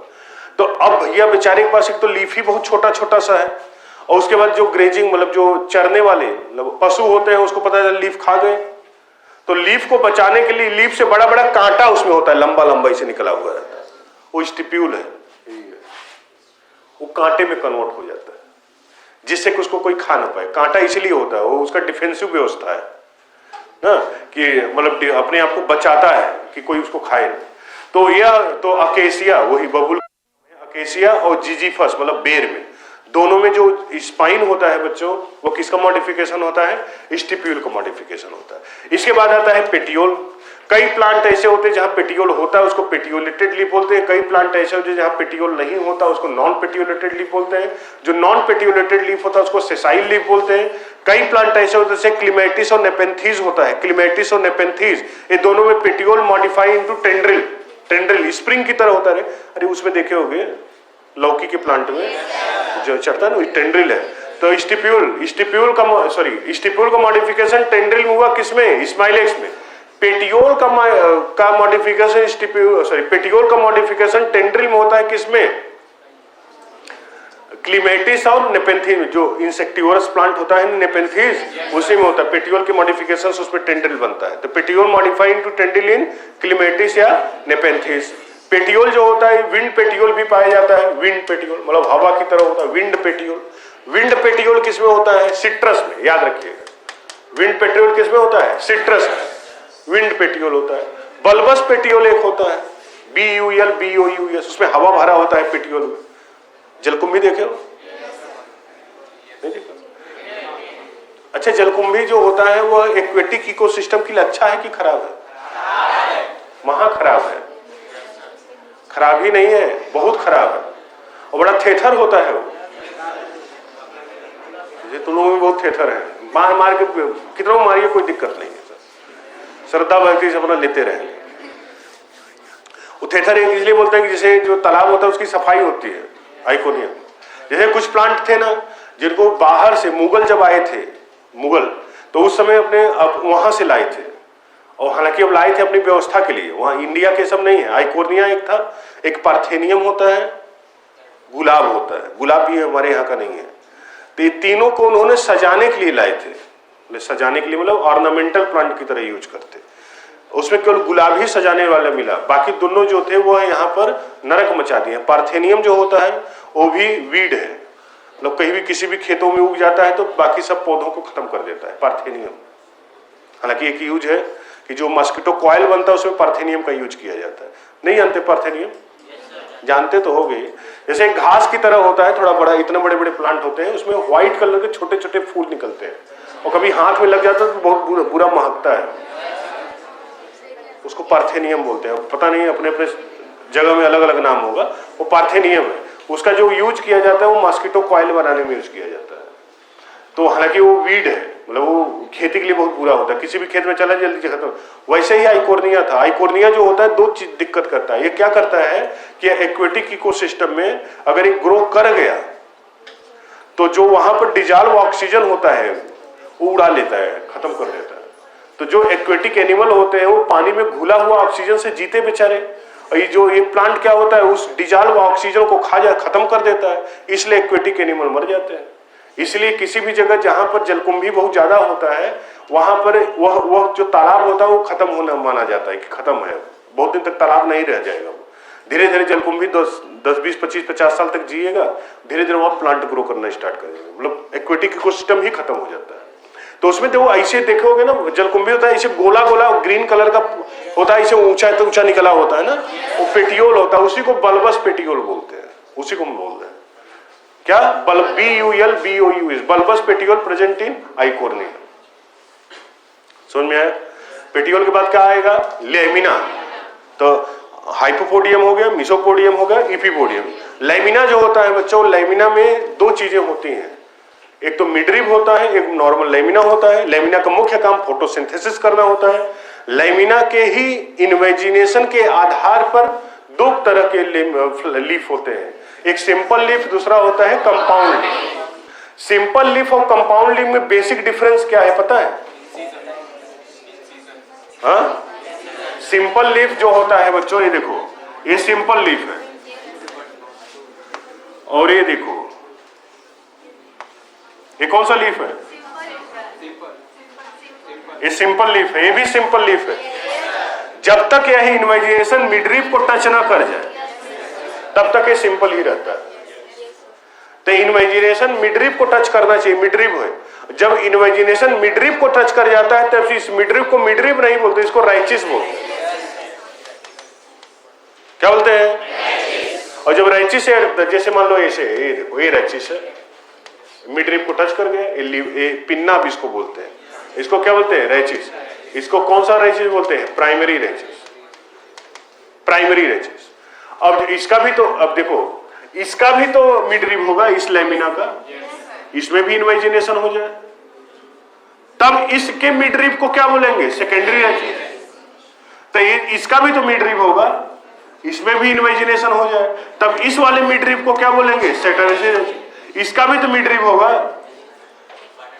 नहीं, क्वाटरनरी राइचिस नहीं बोलेंगे, 3 ही तक होता है। तो जो, अब देखो ध्यान से, लैमिना के आधार पर लीफ को 2 कैटेगरी में बांटा जाता है बच्चों, सिंपल लीफ और कंपाउंड लीफ। सिंपल लीफ में इन्वेजिनेशन नहीं होता पिन्ना में, सॉरी लैमिना में। अगर इन्वेजिनेशन होता है तो इन्वेजिनेशन मिडरिप को टच नहीं करता, अगर होता है तो, जैसे इसमें था ना, नहीं टच किया था। तो अगर नहीं मिडरिप से टच, भले कितना भी कटा पिटा हो और मिडरिप को टच नहीं किया तो उसको सिंपल लीफ ही बोलेंगे। अगर वह इन्वेजिनेशन मिडरिप को टच कर जाता है तो उसको कंपाउंड लीफ बोलते हैं। अब वह मिडरिप को टच जो करता है वह किधर से करता है, मतलब 2 तरीका हो सकता है। एक तो वो लैटरल साइड से टच करे, जैसे ये है लीफ, यहां से इस तरह से टच करे, ऐसे ऐसे, और या सॉरी अरे यार, या इसमें जो टच करे वो आगे से करे, ऐसे ऐसे, जैसे ये है। तो ये अगर मान लो पिन्ना है मान लो, तो अगर अगल बगल से कटेगा ऐसे ऐसे तो इसको क्या बोलेंगे? Pinnately compound leaf. क्या बोलेंगे? Pinnately compound leaf. अगर आगे से कटे ऐसे ऐसे, पामेटली कंपाउंड लीफ। तब पिन्नेटली कंपाउंड लीफ जो होते हैं बच्चों 4 तरह के होते हैं, यूनिपिन्नेटली, बाइपिन्नेटली, ट्राइपिन्नेटली और decompound leaf. Unipinnately compound leaf, if leaflet attach with primary rachis को यूनिपिन्नेटली बोलते हैं। यूनिपिन्नेटली में 2 कंडीशन, पेरीपिन्नेट और इम्पेरीपिन्नेट। पेरीपिन्नेट का मतलब होता है कि अगर सभी पिन्ना पेयर में होते हैं उसको पेरीपिन्नेट बोलते हैं, अगर पेयर में नहीं होते तो इम्पेरीपिन्नेट बोलते हैं। पेरीपिन्नेट का सबसे बढ़िया एग्जांपल इमली का लीफ होता है। कभी आप देखो, ये लड़का खड़ा हो जाता तुम्हारे पीछे, हाँ कैसे हो रहा है, खड़ा है। तो हमने कहा कि यूनिपिन्नेटली कंपाउंड लीफ में क्या बोला कि जो पिन्ना होता है वो कहां से अटैच होता है? प्राइमरी राइचिस। प्राइमरी राइचिस अभी बताए प्राइमरी राइचिस क्या होता है। तो प्राइमरी राइचिस उसमें बताए पेरीपिन्नेट, इम्पेरीपिन्नेट। पेरीपिन्नेट में पेयर में पिन्ना सभी होते हैं, इम्पेरीपिन्नेट में पेयर में नहीं होते। जैसे टेमेरिंडस जो होता है, इमली का कभी लीफ देखना तो ध्यान नहीं दियोगे, ऐसे ऐसे होता है उसमें। और कभी एजार्टिका इंडिका, नीम नीम नीम नीम, उसमें देखो एक लीफ यहां होता है, वो इम्पेरीपिन्नेट का एग्जांपल है। देखे वो नीम का ना, वह यूनिपिन्नेटली में ही कौन सा है? इम्पेरीपिन्नेट। ये कौन सा है? पेरीपिन्नेट। टेमेरिंडस एग्जांपल हुआ पेरीपिन्नेट का, जिसमें सभी पिन्ना पेयर में होते हैं, इसमें सभी पिन्ना पेयर में नहीं होते। एक ऑड होता है, इसको इम्पेरीपिन्नेट बोलते हैं। किसमें पाया जाता है? एजार्टिका इंडिका, या उसी को नीम बोलते हैं। बाइपिन्नेटली कंपाउंड लीफ, बाइपिन्नेटली कंपाउंड लीफ का मतलब होता है जहां पर जो पिन्ना होता है, लीफलेट होता है, वह सेकेंडरी राइचिस से अटैच होता है। बहुत इंपॉर्टेंट नहीं है, मोरिंगा में होता है वैसे। ट्राइपिन्नेटली कंपाउंड, सॉरी ट्राइप्टेरिस में होता है बाइपिन्नेटली कंपाउंड, फर्न जिसको टेरिडोफाइटा बोलते हैं, उसमें पाया जाता है। और ट्राइपिन्नेटली कंपाउंड लीफ वाला होता है जो लीफ होता है वो किससे अटैच होता है? टर्सरी राइचिस से। वो मोरिंगा के एग्जांपल है उसका। और डी कंपाउंड लीफ कहते हैं सर जब इससे ज्यादा इन्वेजिनेशन होने लगे, कब तक आप डिवीजन करते रहोगे? तो अगर टर्सरी राइचिस से भी ज्यादा अगर डिवीजन उसमें होगा तो उसको डी कंपाउंड लीफ बोलते हैं। उसका सबसे बढ़िया एग्जांपल 2 याद रखिए, कैरट और कोरिएंडर। धनिया का पत्ता और गाजर का पत्ता, गाजर, उसमें देखो बहुत ज्यादा कटा हुआ, पता ही नहीं चलेगा कौन ओरिजिनल है, इसमें प्राइमरी राइचिस कहां गया। तो डी कंपाउंड लीफ में एग्जांपल आता है। इसके बाद पिन्नेटली के बाद पामेटली कंपाउंड लीफ आता है। पामेटली कंपाउंड में 5 होते हैं। यूनिफोलिएट मतलब ऐसे होगा तो यूनिफोलिएट, बाइफोलिएट ऐसे ऐसे होगा, ट्राइफोलिएट, ये देखो शंकर जी हैं, वही वही वही कौन, बेलपत्र जो 3 होता है ना ऐसे ऐसे, वो ये ट्राइफोलिएट का एग्जांपल है, यही है ट्राइफोलिएट का एग्जांपल है। 4 अगर हो जाता है, ऐसे ऐसे 4 अगर होते हैं तो क्वाड्रिफोलिएट बोलते हैं, पेरिस क्वाड्रिफोलियम होते हैं। अगर 4 से ज्यादा होता है तो मल्टीफोलिएट बोलते हैं, पाम में होता है, ताड़ के पेड़ में होता है, ताड़ पाम में, समझ गए। तो पिनेटली में कितने तरह का भाई? ले 4 ना, पिनेटली में कितने तरह के? 4, यूनिपिनेट, बाईपिनेट, ट्राईपिनेट, डी कंपाउंड। यूनि में 2 थे, पेरीपिनेटी पेरीपिनेट, बाकी में डिवीजन नहीं है। पामेटली में 5 है, यूनिफोलिएट। अच्छा कहोगे सर एग्जांपल बताइए, आपको याद है? तो जरूरत नहीं है क्योंकि ये वाला पूछता नहीं, बता दे रहा हूं, मुझे याद है। यूनिफोलिएट का जो एग्जांपल है वो सिट्रस है। नीम का नींबू का लीफ जो होता है ना, वो सिंपल लीफ नहीं होता, कंपाउंड लीफ होता है। हालांकि देखने से सिंपल लीफ ही लगता है, एक ही तो दिखता है, वो होता कंपाउंड लीफ है। और कौन सा कंपाउंड लीफ? यूनिफोलिएट कंपाउंड लीफ है। कभी जो सिट्रस मतलब नींबू का लीफ तोड़ के देखना तो उसमें देखोगे ना ऐसे लीफ होगा, इसका जो बेस होगा ऐसा लगेगा इसे जोड़ा गया है, कभी ध्यान देना। यूनिफोलिएट है। बाईफोलिएट का एग्जांपल है बैलेनाइट। ट्राईफोलिएट का एग्जांपल एगल मिराबिलिस, वही वुड एप्पल या बेल। क्वाड्रिफोलिएट का एग्जांपल है पेरिस क्वाड्रिफोलिया, और मल्टीफोलिएट का एग्जांपल है पाम। कोई एग्जांपल मत याद रखना, ये ट्राईफोलिएट वाला कभी कोई पूछा है, बाकी कोई ने पूछा नहीं है। तो ये हो गया। इसके बाद लीफ में आता है वर्नेशन, सॉरी मिडरीफ। अगर मिडरीफ की संख्या 1 होती है लीफ में बच्चों तो उसको यूनिकॉस्टेट बोलते हैं। क्या बोलते हैं? यूनिकॉस्टेट। यूनिकॉस्टेट। अगर 1 से ज्यादा होता है तो मल्टीकॉस्टेट बोलते हैं। मिडरीफ की समझ रहे हो? मिडरीफ समझ रहे हो ना? जैसे ये लीफ है, ये मिडरीफ है। अगर मिडरीफ की संख्या 1 है तो क्या बोलेंगे? जोर से बोलो, यूनिकॉस्टेट।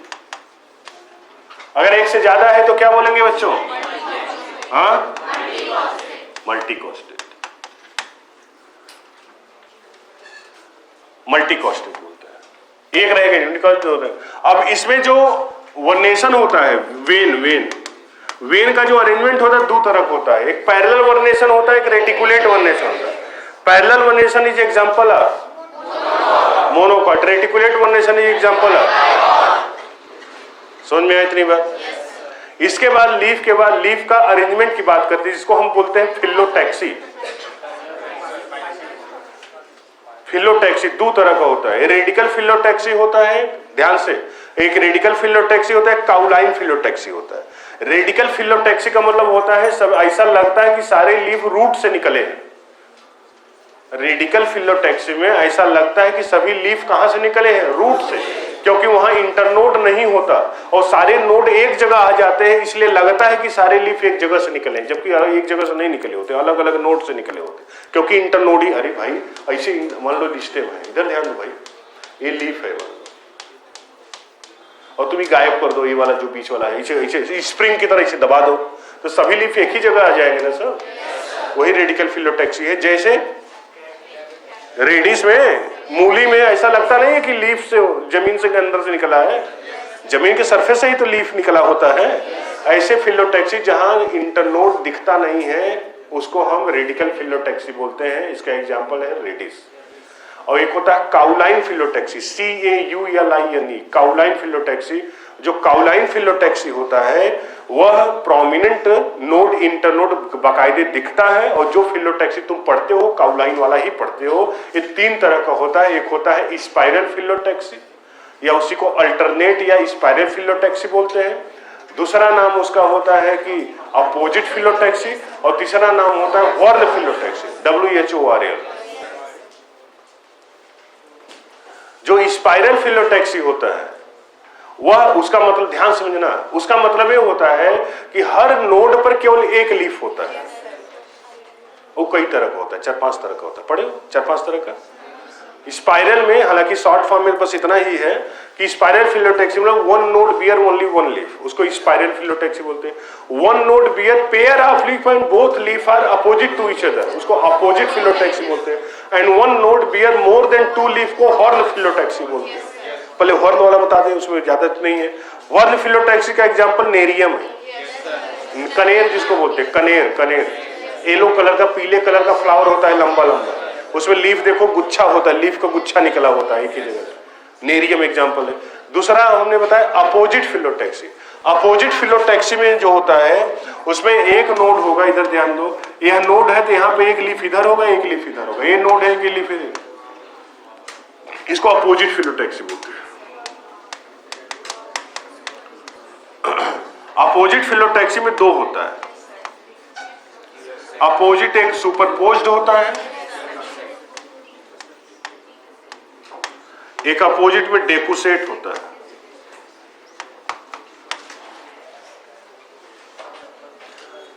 अपोजिट सुपरपोज जो होता है पाया जाता है बच्चों गुआवा में, और डेकुसेट जो होता है वो कैलोट्रोपिस में होता है। अंतर क्या है दोनों में?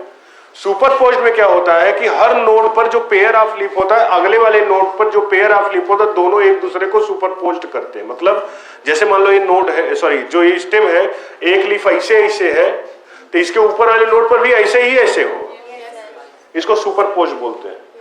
और जो डेकुसेट वाला है, जो कैलोट्रोपिस में होता है, उसमें एक नोड पर इस तरह से है तो अगले नोड पर ऐसे ऐसे हो 90 डिग्री पर, तो उसको क्या बोलते हैं? डेकुसेट। तो डेकुसेट का एग्जांपल कौन है? Calotropis example.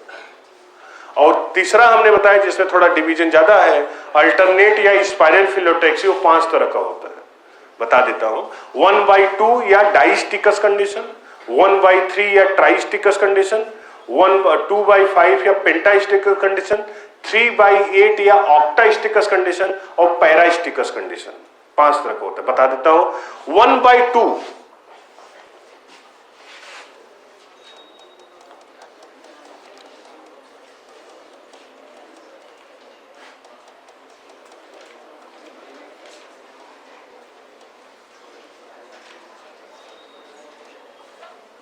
ये वाला 1/2 फिलोटैक्सी या डाइस्टिकस कंडीशन। ये देखो अल्टरनेट का एग्जांपल है, मतलब 5 तरह के होते हैं, अल्टरनेट वाले में 5 है। अल्टरनेट है स्पाइरल फिलोटैक्सी, तो कहते हैं कि जब एक स्पाइरल हम घूम जाते हैं, 1/2 का मतलब आधा लीफ नहीं होता भाई। आधा लीफ क्या होता है? 1/2 का मतलब यहां पर हुआ कि 1 माने एक स्पाइरल, मतलब एक चक्कर यहां से शुरू किए, जैसे यहां से शुरू किए ऐसे पूरा एक चक्कर घूमे। जब एक चक्कर हम घूम जाते हैं तो हमें 2 लीफ मिलता है, तो उसको 1/2 मतलब एक चक्कर में 2 लीफ, उसको 1/2 फिलोटैक्सी या इसको डाइस्टिकस कंडीशन। इसमें एक क्वेश्चन आता है एंगुलर डाइवर्जेंस कितना होता है, तो उसमें मल्टीप्लाई कर देते हैं, पूरा एक चक्कर घूमने का मतलब कितना एंगल हुआ? 360 से मल्टीप्लाई 1/2 का कर देते हैं तो 180 डिग्री आता है। बड़ा पॉपुलर क्वेश्चन था, एंगुलर डाइवर्जेंस पूछता था डाइस्टिकस कंडीशन। ट्राइस्टिकस कंडीशन में 1/3 फिलोटैक्सी को बोलते हैं, 1/3 फिलोटैक्सी। इसमें क्या होता है? एक चक्कर घूमने पर कितने लीफ मिलेंगे? उसको क्या बोलेंगे? ट्राइस्टिकस कंडीशन। और 2/5 या उसी को बोलते हैं पेंटास्टिकस कंडीशन। इसके बाद है 2/5 फिलोटैक्सी, तो 2 चक्कर, मतलब एक चक्कर घूमे 2 लीफ मिला तो क्या बोले? डाइस्टिकस। एक चक्कर में घूमे 3 लीफ मिला तो ट्राइस्टिकस। 2 चक्कर 2/5 फिलोटैक्सी, 2/5 2 चक्कर घूमे और 5 लीफ मिले तो क्या बोलेंगे उसको? पेंटास्टिकस कंडीशन। क्या बोलेंगे? और 3/8 इसमें एंगुलर डाइवर्जेंस निकाल लोगे ना, इसमें 360 को मल्टीप्लाई करते हैं और कुछ नहीं करना। 3/8 3 चक्कर घूमने पर कितना लीफ मिलेगा? 8 लीफ। ये पपाया में होता है। और पैरास्टिकस कंडीशन जो होता है वो पाम में होता है, उसमें चक्कर उक्कर घूमने का झंझट ही खत्म हो जाता है। तो 1/2, 1/3, 2/5, 3/8 और पैरास्टिकस कंडीशन। ये किसके एग्जाम्पल थे?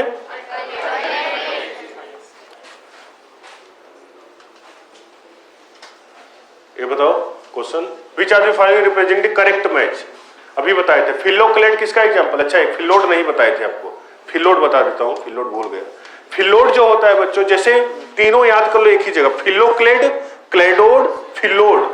फिलोक्लेड और cladode is modification of stem into leaf, और फिलोड जो होता है वो होता है पेटियोल का मॉडिफिकेशन लीफ में। किसका मॉडिफिकेशन? पेटियोल का मॉडिफिकेशन लीफ लाइक स्ट्रक्चर होता है, उसको फिलोड बोलते हैं। इसका सबसे बढ़िया एग्जांपल है अकेसिया, रस्कस, ये सब में होता है। बताओ कौन सा सही है?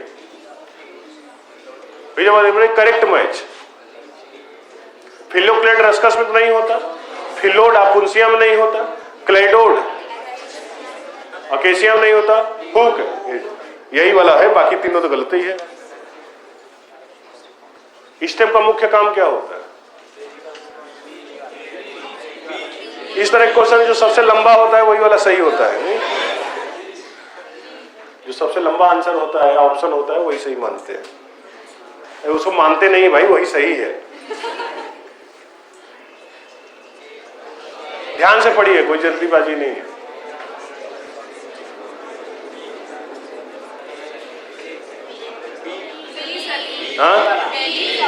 हाँ बी, कितने लोग कहते बी सही है? हाथ धरना पड़ेगा बेटा, सही है।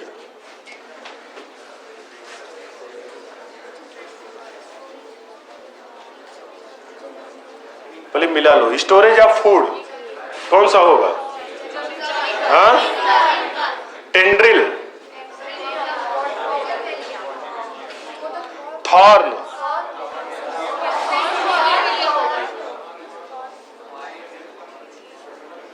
मैं क्यों बताऊं, तुम बताओ। फिलोक्लेड किसका होगा? फिलोक्लेड, हाँ, क्लेडोड, रस्कस। डी और ई, डी का कौन होगा? 4, ई का कौन होगा? 5 ना, और स्टोरेज ऑफ फूड कौन होगा? C option.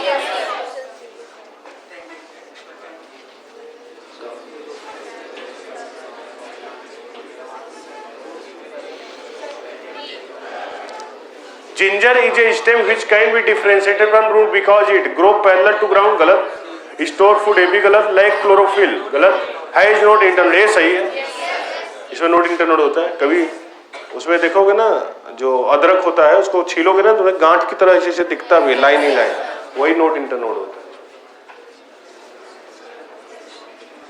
Which of the following is not a stem modification, ये कौन सा स्टेम मॉडिफिकेशन? हाँ,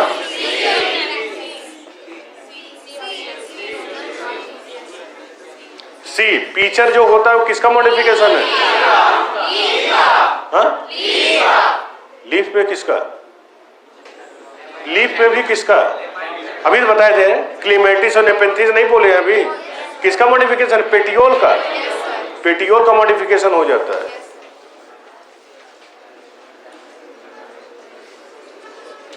बताओ, in humid climate presence of spine in shrub is to reduce transpiration, defend against mammal herbivory, defend against wood का कौन सा होगा?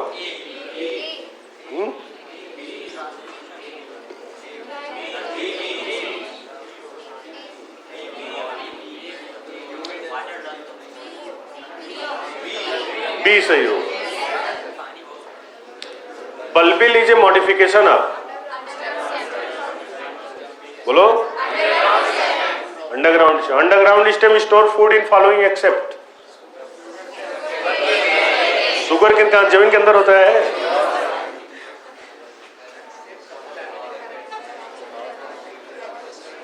Incorrect पूछा है। हाँ, डी होगा। स्टेम टेंड्रिल, अच्छा टेंड्रिल का मॉडिफिकेशन बता देता हूँ, एक ही जगह बताता हूँ, ध्यान समझना, और मजेदार चीज बताने जा रहा हूँ। ये देखो, पूरा लीफ बना, बोले टेंड्रिल के जितने मॉडिफिकेशन हो सब एक ही जगह लिख लो, क्योंकि अलग अलग जगह पूछता रहता है।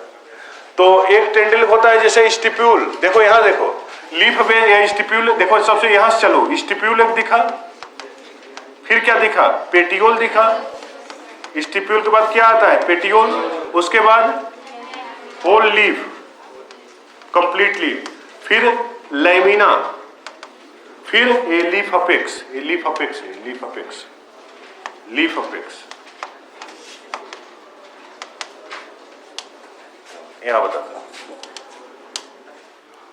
एक ही जगह लिख लोगे ना, नोट्स में ही कहीं नोट कर लेना, तो तुम लोगों को कभी बार बार आपको याद नहीं करना होगा। पहले क्या दिखता है? लीफ का स्ट्रक्चर बना लो फटाक से। एक स्टिप्यूल दिखेगा, फिर पेटियोल दिखेगा, फिर क्या दिखेगा? होल लीफ दिखेगा, पूरा लीफ। अरे रुको यार, फिर लिखेगा लीफ लैमिना दिखेगा, फिर लीफ अपेक्स दिखेगा, ये लीफ की हालचाल होगा। यहां से चले स्टिप्यूल, पेटियोल, कंप्लीट लीफ, फिर लीफ लैमिना, फिर लीफ अपेक्स, 5 पार्ट। और यहां लिखो SCLPG। Stipule modify into tendril, stipule जो होता है वो टेंड्रिल में मॉडिफाई कर जाता है स्माइलेक्स में, yes for smilax. Petiole modify into tendril in clematis and nepenthes. Whole leaf modify into tendril in lathyrus odoratus, sweet pea इसको बोलते हैं, लेथाइरस ओडोरेटस। लीफ लैमिना मतलब पेटियोल नहीं, केवल lamina modify into tendril pisum sativum, जिसको जो मटर तुम लोग खाते हो उसी का नाम। Leaf apex modify into tendril in gloriosa. इतना ही होता ही है इसमें।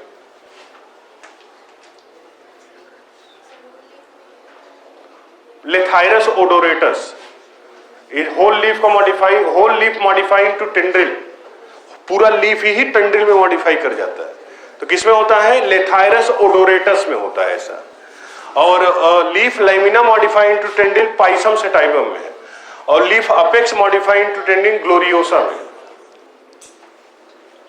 ऑक्सिलरी बड, 2 चीजें इसमें नहीं है। ऑक्सिलरी बड मॉडिफाई इनटू टेंड्रिल, ऑक्सिलरी बड मॉडिफाई टेंड्रिल इन पैसिफ्लोरा।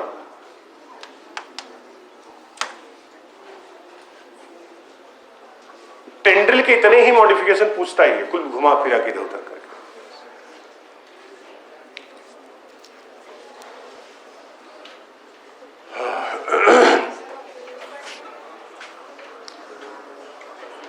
देखो ये तो बातचीत हुई किसकी? लीफ की बातचीत हुई। तो रूट हुआ, स्टेम हुआ, लीफ हुआ, अब क्या बचा? फ्लावर। फ्लावर में पहले हम लोग पढ़ देंगे जैसे ग्रो इन्फ्लोरेसेंस एक टर्म आता है, इन्फ्लोरेसेंस, ध्यान सुनो। इन्फ्लोरेसेंस जो होता है वो ग्रुप ऑफ फ्लावर को बोलते हैं, क्लस्टर ऑफ फ्लावर को इन्फ्लोरेसेंस कहा जाता है। क्या बोलते हैं? इन्फ्लोरेसेंस। जैसे फूल गोभी जो होता है ना, फूल गोभी वो इन्फ्लोरेसेंस है, वो भी फ्लावर ही है, इसलिए फूल गोभी नाम है उसका। तो जब कई फूल मिल जाते हैं तो उसको इन्फ्लोरेसेंस बोलते हैं। ध्यान सुनना भाई, इन्फ्लोरेसेंस जो होते हैं, आधे घंटे और बचा है उसे पूरा खत्म करना है। इन्फ्लोरेसेंस जो होता है ना, इन्फ्लोरेसेंस, वह जो इन्फ्लोरेसेंस होता है उसमें 3 चीजें याद रखें। एक तो इन्फ्लोरेसेंस एक्सिस होता है, और दूसरा उस इन्फ्लोरेसेंस एक्सिस पर फ्लावर अरेंज होते हैं। तो इन्फ्लोरेसेंस बच्चों 3 तरह का, रेसिमोज, साइमोज और स्पेशल। रेसिमोज में क्या होता है कि जो इन्फ्लोरेसेंस एक्सिस होता है लगातार बढ़ता रहता है, और जो उसमें फ्लावर अरेंज होते हैं एक्रोपीटल मैनर में अरेंज होते हैं, नया फ्लावर आगे की तरफ अरेंज होता है। तो जो रेसिमोज हुआ, या इसी को इनडिफिनिट टाइप इन्फ्लोरेसेंस भी बोलते हैं, रेसिमोज या इनडिफिनिट। दूसरा है साइमोज। साइमोज में जो होता है इन्फ्लोरेसेंस एक्सिस जो होता है वो लगातार नहीं बढ़ता, इसलिए उसको डिफिनिट इन्फ्लोरेसेंस बोलते हैं। उसमें जो पहला फ्लावर बनता है वो इन्फ्लोरेसेंस एक्सिस के टिप पर ही बनता है, जिससे कि उसका जो एपिकल मेरिस्टेम होता है वो फ्लावर बनाने में यूज हो जाता है, जिससे कि वो फिर आगे नहीं बढ़ता। वो साइमोज इन्फ्लोरेसेंस हुआ। और स्पेशल में जिसमें कोई अरेंजमेंट नहीं होता, घर में खाना बनाते हो, गड़बड़ा गया, मुंह बनाने लगते हैं घर में लोग खाने वाले कि क्या बना दिए, तो क्या बोलते हो? स्पेशल है। तो स्पेशल ऐसा खतरनाक चीज है जिससे कई संकट से आपको बचाता है। तो जैसे रेसिमोज और साइमोज में तो एक ऑर्डर आपको मिलेगा। रेसिमोज में इन्फ्लोरेसेंस एक्सिस जो होता है वो कंटिन्यू ग्रो करता रहता है, और उसमें जो फ्लावर होते हैं वो एक्रोपिटल मैनर में अरेंज होते हैं। लेकिन जो साइमोज होता है उसमें इन्फ्लोरेसेंस एक्सिस कंटिन्यू ग्रो नहीं करता, उसमें पहला फ्लावर इन्फ्लोरेसेंस एक्सिस के टिप पर ही बनता है, बाकी सब फ्लावर उसके नीचे बनते हैं। तो साइमोज में जो फ्लावर का अरेंजमेंट होता है बेसिपिटल होता है, और रेसिमोज में जो फ्लावर का अरेंजमेंट होता है एक्रोपिटल होता है। एक्रो माने ए माने आगे, तो नया वाला फ्लावर आगे बने तो उसको एक्रोपिटल मैनर बोलेंगे। नया वाला फ्लावर अगर बेस की तरफ है उसको बेसिपिटल बोलते हैं। एक्रोपिटल जो होता है फ्लावर, जो एक्रोपिटल मैनर की हम बात कर रहे हैं, वहां पर रेसिमोज जो इन्फ्लोरेसेंस बोलते हैं, जिसको इंडिफिनिट टाइप इन्फ्लोरेसेंस बोलते हैं, वो 7 तरह के होते हैं। नाम सुनो, raceme, spike, catkin, spadix, corymb, umbel और हेड या कैपिचुलम। तो जो स्पाइक होता, सॉरी रेसिम होता है, यह मस्टर्ड में होता है। इसमें नॉर्मल फ्लावर, ध्यान सुनना, याद हो जाएगा, कहानी की तरह रहे। रेसिमोज में कितने तरह के, कई तरह के होते हैं। तो रेसिमोज में 4, 2, 6, 1, 7 तरह के होते हैं। रेसिमोज में पहला है कि रेसिम में नॉर्मल फ्लावर, इन्फ्लोरेसेंस एक्सिस हुआ, इसमें फ्लावर अरेंज रहते हैं और नया फ्लावर आगे की तरफ होता है। नया फ्लावर, ये फिर बढ़ेगा, फिर फ्लावर, फिर बढ़ेगा, फिर फ्लावर, ऐसे। ये किसमें होता है? मस्टर्ड।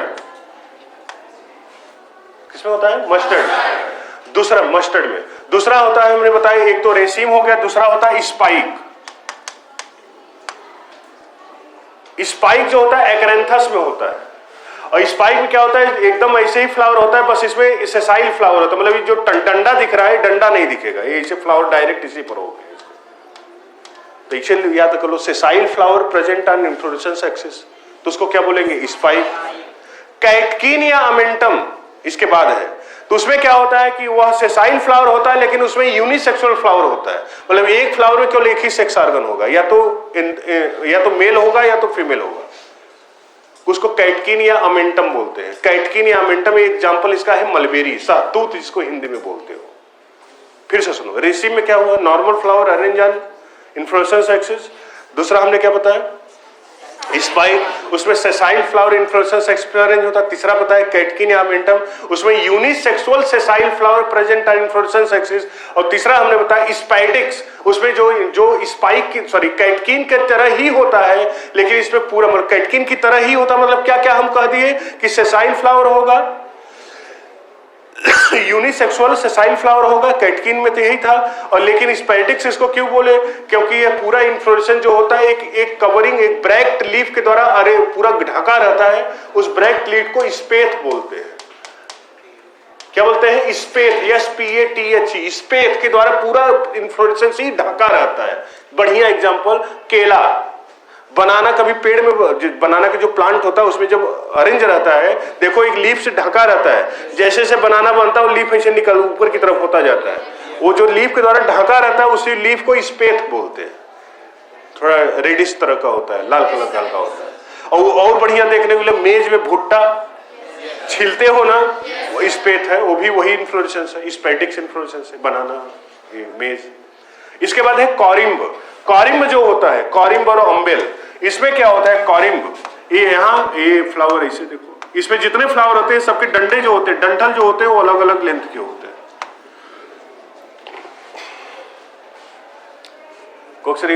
कई बच्चे यहाँ भी बाद में फ्लावर बनाते, सर लग रहा है भूल गए थे, पूरे होशो होश में यहाँ नहीं बनाए हो भाई।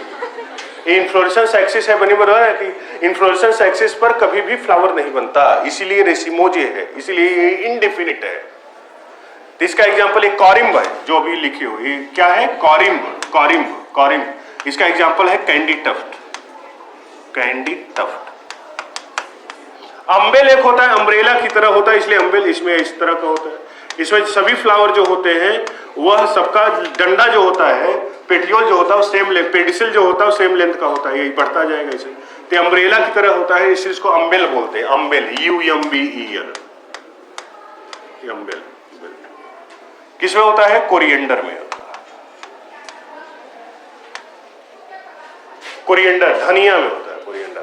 और तीसरा हेड या कैपिचुलम, ये सनफ्लावर में होता है। सनफ्लावर में देखोगे दो तरह का फ्लोरेट होता है, एक ब्राउन कलर का, एक येलो कलर का। येलो कलर किनारे होता है, ब्राउन वाला बीच में होता है। कामला एक ब्राउन वाला ही होता है, येलो वाले में कुछ होता नहीं है, इसलिए भौरा वाला जो होता है ना बीच में बैठता है, किनारे नहीं बैठता, क्योंकि नेक्टर वही मिलता है उसको डिस्क फ्लोरेट बोलते हैं। किनारे वाले को रे फ्लोरेट बोलते हैं। और हेड, इस इन्फ्लोरेसेंस को, जो सनफ्लावर देखते हो फ्लावर नहीं है, वो फ्लावर का गुच्छा है। वो क्या है? इन्फ्लोरेसेंस है। फ्लावर एक फ्लावर नहीं है, कई फ्लावर उसमें है, तो वह सनफ्लावर एग्जांपल हुआ। ये तो हुआ बच्चों रेसिमोज का बातचीत। साइमोज इन्फ्लोरेसेंस ये 3 तरह का होता है, एक यूनिपेरस, बाईपेरस और मल्टीपेरस। यूनिपेरस या मोनोकेजियल साइम उसको बोलते हैं। यूनिपेरस साइम में क्या होता है कि यह पहला फ्लावर तो इसके इन्फ्लोरेसेंस एक्सिस पर ही बनेगा, पहला फ्लावर बना है, दूसरा फ्लावर यहां बना, तो एक नोड पर एक ही फ्लावर बनता है, तो उसको मोनोकेजियल साइम बोलते हैं बच्चों। क्या बोलते हैं? मोनोकेजियल साइम बोलते हैं, या उसकी को यूनिपेरस साइम बोलते हैं। इसमें भी 2 होता है, नहीं बता रहा हूं, तो जरूरत नहीं है। हेलिकॉइड और स्कार्पॉइड, जैसे एक यहाँ बन गया, फिर दूसरा यहाँ बन जाएगा, तीसरा यहाँ बन जाएगा, तीसरा ये बना, चौथा यहाँ बना, 1 2 3 4 लीफ। और मान लीजिए कैसा बनता है, एक यहाँ बना, एक यहाँ बना, फिर एक यहाँ बना, फिर एक यहाँ बना, जिग जैग। इसको स्कार्पॉइड बोलते हैं, इसको हेलिकॉइड बोलते हैं। हेलिकॉइड, इसको हाथी सूंड भी बोलते हैं। हाथी की सूंड की तरह नीचे की तरफ लटका हुआ रहता है।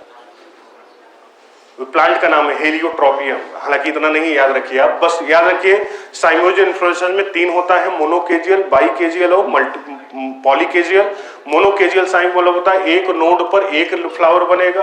डाइकेजियल मतलब में एक नोड पर 2 फ्लावर बनेंगे, जैसे इधर बन गया। और पॉलीकेजियल मतलब एक नोड पर 2 से ज्यादा फ्लावर बनेगा। ये हुआ किसका इन्फ्लोरेसेंस? साइमोइडल इन्फ्लोरेसेंस। इसके बाद आता है multiparous cyme, special type. Special type में 3 इन्फ्लोरेसेंस, बस नाम याद रखो। पहला cyathium inflorescence. Cyathium inflorescence present in euphorbia. Euphorbia inflorescence होता है जिसमें सेंटर में एक female flower present in centre and surrounded by many male flower.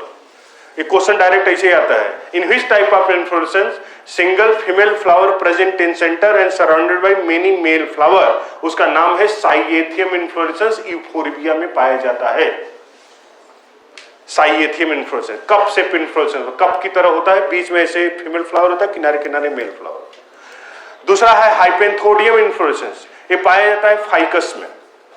किसमें? गूलर, जानते हो गूलर का फूल बोलते हैं ना, तो गूलर का फूल कहते हैं रात के 12 बजे निकलता है। अरे कहीं नहीं निकलता, अरे वो अंदर रहता है, कहां से निकलेगा बेचारा? ये फूल है, ये है इन्फ्लोरेसेंस है। इन्फ्लोरेसेंस को हाइपेंथोडियम इन्फ्लोरेसेंस बोलते हैं। इसमें एक ब्लास्टोफाइगा इंसेक्ट अंदर जाता है पॉलिनेशन करने के लिए, दरवाजा बंद हो जाता है, वो इंसेक्ट अंदर ही रहता है। ये फ्लावर है, मेल फ्लावर फीमेल फ्लावर इसके अंदर ही होता है। तो इस इन्फ्लोरेसेंस को हाइपेंथोडियम इन्फ्लोरेसेंस बोलते हैं, फाइकस में पाया जाता है। इसको हिंदी में गूलर बोलते हो तुम लोग। गांव में कहावत है ना, बारात के 12 बजे गूलर का फूल खुलता है। इसलिए बोलते हैं गांव में 6 बजे खा के सो जाते हैं, 7 बजे कौन 12 बजे जाकर बगीचे में देखने जाएगा खिला है कि नहीं खिला है, इसलिए ऐसा बोल देते हैं। जबकि कभी नहीं, 12 बजे क्या कोनो बजे नहीं निकलेगा। तीसरा है स्पेशल टाइप वर्टिसिलेस्टर टाइप इन्फ्लोरेसेंस।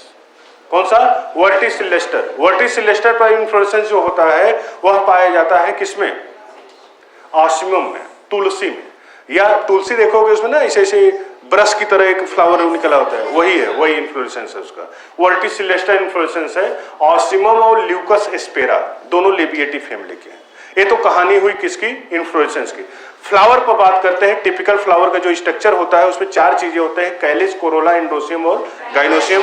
जो कैलिक्स होता है वो आउटर हॉल ऑफ फ्लावर होता है। कैलिक्स का जो इंडिविजुअल मेंबर होता है उसको सेपल्स बोलते हैं, और कोरोला का जो इंडिविजुअल मेंबर होता है पेटल बोलते हैं। इस सेपल पेटल का जो अरेंजमेंट होता है उसको एस्टिवेशन बोलते हैं।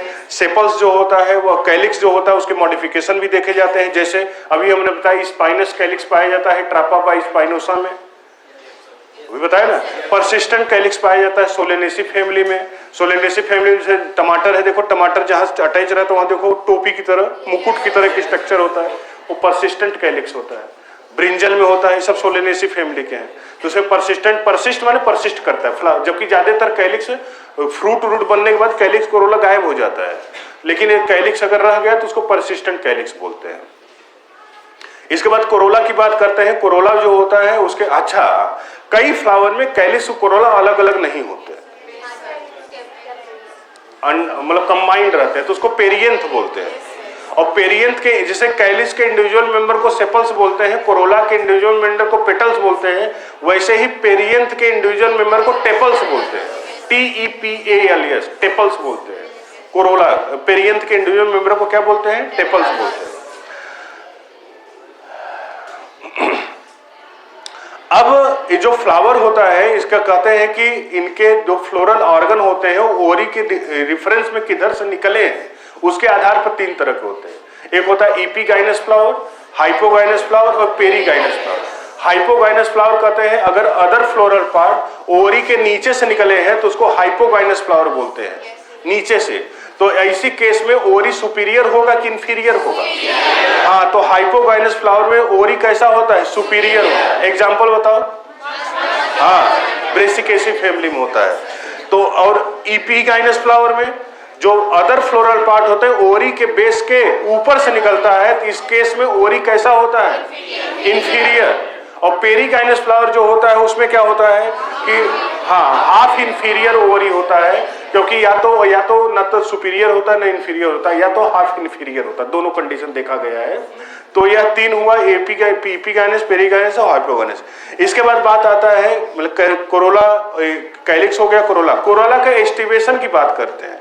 उसमें 3-4 तरह के एस्टिवेशन है, वाल्वेट एस्टिवेशन, ट्विस्टेड एस्टिवेशन और सबसे इंपॉर्टेंट वैक्सिलरी एस्टिवेशन, इम्ब्रिकेट भी है। वैक्सिलरी एस्टिवेशन सबसे ज्यादा क्वेश्चन पूछा जाता है। वैक्सिलरी एस्टिवेशन में आप देखते होंगे उसमें 5 तरह के पेटल्स होते हैं, कैसे होता है, ऐसे होता है, ऐसे होता है। इसको स्टैंडर्ड वैक्सिलम बोलते हैं, इसको क्या बोलते हैं, विंग या एली भी बोलते हैं, ALOE, एली। और इसको कील या करीना बोलते हैं। करीना की स्पेलिंग यही है जो मैं लिखा हूं। ये वैक्सिलरी एस्टिवेशन है। ये पेटल, ये सब क्या है, पेटल है, पेटल का अरेंजमेंट है, कोरोला का अरेंजमेंट होता है, यही वाला पूछा जाता है। बाकी इम्ब्रिकेट, ट्विस्टेड इस सब में कम पूछा गया, नहीं पूछते। दूसरी बात मतलब इसके बाद आता है 2 चीजें और बची फ्लावर में, कौन कौन, एंड्रोसियम और गाइनोसियम। एंड्रोसियम की अगर बात करें, ध्यान सुनना, एंड्रोसियम जो होता है मेल सेक्स ऑर्गन होता है। एंड्रोसियम में 2 पार्ट होता है, एक तो इसका एंथरलोब होता है, दूसरा फिलामेंट होता है। हालांकि अभी 12th में आप पढ़ोगे, यहीं से स्टार्ट ही होगा। एंथरलोब के आधार पर 2 कंडीशन होता है, मोनोथिकस कंडीशन और डाइथिकस कंडीशन। एक एंथरलोब है तो मोनोथिकस, 2 है तो डाइथिकस। और जो फिलामेंट होता है, अब बात करते हैं कि अगर सभी स्टेमेन एक ही साथ होते हैं तो हेप्लोस्टिमिनस कंडीशन बोलते हैं, 2 ग्रुप में होते हैं तो डिप्लोस्टिमिनस कंडीशन बोलते हैं, 2 से ज्यादा ग्रुप में अरेंज होते हैं तो पॉलीस्टिमिनस कंडीशन बोलते हैं। और सभी स्टेमेन का लेंथ अगर सेम होता है तो आइसोस्टिमिनस कंडीशन बोलते हैं। अगर अलग अलग लेंथ होता है तो हेटेरोस्टिमिनस कंडीशन बोलते हैं। हेटेरोस्टिमिनस कंडीशन में 2 कंडीशन होता है, डाई डायनेमस और tetradynamous. Didynamous condition बहुत बार पूछा हुआ है, एनसीईआरटी में भी दिया हुआ है। Didynamous condition present in family Labiatae, किसमें होता है, लेबिएटी फैमिली में, याद रखिएगा। उसमें हालांकि स्ट्रक्चर भी बता देता हूं। डाई डायनेमस में क्या होता है, जैसे ये है और बीच वाले जो दोनों होते हैं बड़े बड़े होते हैं, ये तो didynamous condition Labiatae family में होता है। 2 स्टेमेन होते हैं छोटे छोटे, बाकी बीच वाले दोनों बड़े बड़े होते हैं। और टेट्रा डायनेमस कंडीशन में बीच वाले जो होते हैं वो बड़े बड़े होते हैं और किनारे वाले ही छोटे छोटे होते हैं। ये टेट्रा डायनेमस, ये पाया जाता है ब्रेसिकेसी फैमिली में, ये पाया जाता है लेबिएटी फैमिली में, या उसी को लेमिएसी फैमिली बोलते हैं, या तुलसी वाली फैमिली में। तो टेट्रा डायनेमस है, ये कौन सा है, didynamous. Didynamous condition, tetradynamous condition. कुछ स्टेमेन ऐसे होते हैं जिनसे पॉलन ग्रेन निकलते हैं, पॉलन ग्रेन जर्मिनेट नहीं कर पाते, उसको स्टेराइल स्टेमेन बोलते हैं। स्टेराइल स्टेमेन को स्टेमिनोड बोलते हैं। क्या बोलते हैं, स्टेमिनोड। बता सकते हो किसमें होता है, हालांकि एनसीईआरटी में केवल स्टेमिनोड ही बोला है, एग्जांपल नहीं बताया है। तो फैमिली सीजल पिनॉइडी फैमिली में होता है, सीजल पिनॉइडी फैमिली में। तो सीजल पिनॉइडी फैमिली में ये स्टेमिनोड होता है। नोट्स नहीं लिख पा रहे, कोई दिक्कत नहीं है, जितना वीडियो है आपको ग्रुप में चला जाएगा तो वहां से आप देख देख कर लिख लीजिएगा बाद में। तो स्टेमिनोड किसमें होता है, फैमिली सीजल पिनॉइडी फैमिली में पाया जाता है, स्टेमिनोड होता है। अब इसमें और एक चीज है कि जो जैसे एंथरलोब है और ये जो फिलामेंट है किधर से अरेंज है, इसके आधार पर होता है। बेसी फिक्स्ड होता है, डॉर्सी फिक्स्ड होता है, वर्सेटाइल होता है, उतना नहीं पूछता इसलिए नहीं बता रहा। इसके बाद आगे बढ़ते हैं कि जो किसी भी प्लांट में जो स्टेमेन होते हैं बच्चों, यह 2 कंडीशन होती है। जैसे मान लो स्टेमेन कई होते हैं और सभी स्टेमेन का अगर जो स्टेमेन है सभी स्टेमेन का अगर ये जो फिलामेंट है एक ही साथ फ्यूज रहे, इसको मोनोएडल्फस कंडीशन बोलते हैं। क्या बोलते हैं, यम से मोनोएडल्फस, यम से मालवेसी, याद कर लो, चाइना रोज में होता है मोनोएडल्फस कंडीशन। अगर मान लीजिए ये जो एंथर लोब है ये सब अलग अलग है, लेकिन जो इनके स्टेमेन है यह 2 ग्रुप में अरेंज है, इसको डाई एडल्फस कंडीशन बोलते हैं। पी प्लांट में होता है, लेग्यूमिनेसी फैमिली में होता है। और 2 से ज्यादा ग्रुप में अगर इनका स्टेमेन इनका जो फिलामेंट अरेंज होता है उसको पॉलीएडल्फस कंडीशन बोलते हैं। यह कैस्टर और सिट्रस में होता है, कैस्टर और सिट्रस में होता है। तो मोनोएडल्फस, डाईएडल्फस, पॉलीएडल्फस। कोई सर तो बताइए, ये बताइए कि ये दोनों ये सब फ्यूज कर जाए और ये फ्री रहे तब का कहेंगे, नहीं समझे। मतलब जितने स्टेमेन है सबके फिलामेंट फ्री हो, इसमें तो फिलामेंट फ्यूज कराए हो ना, करें कि एंथरलोब जो है वो फ्यूज कर जाए, फिलामेंट फ्री हो, इसी का उल्टा। यहाँ फिलामेंट फ्यूज हुआ है, एंथरलोब फ्री है, तो यहां पर क्या होगा, इसको क्या बोलेंगे, इसको बोलते हैं सिंजेनेसियस कंडीशन। क्या बोलते हैं? सिनजेनेसियस, SYN, सिनजेनेसियस कंडीशन बोलते हैं। ऐसी कंडीशन में, जिस कंडीशन में एंथरलोप फ्यूज होते हैं, फिलामेंट फ्री होते हैं। ओके सर, दोनों फ्यूज हो जाए तो उसको बोलते हैं सिनेंड्रस कंडीशन। ऐसे क्या बोलते हैं? सिनेंड्रस कंडीशन बोलते हैं। ये तो स्टेबल की बातचीत हुई। अब फ्लावर में एक चीज छूट गया था, सिमेट्री ऑफ फ्लावर।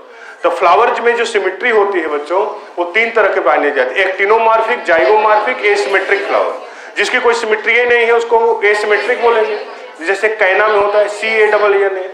और एसिमेट्रिक फ्लावर रेडियल सिमेट्रिक बोलते हैं।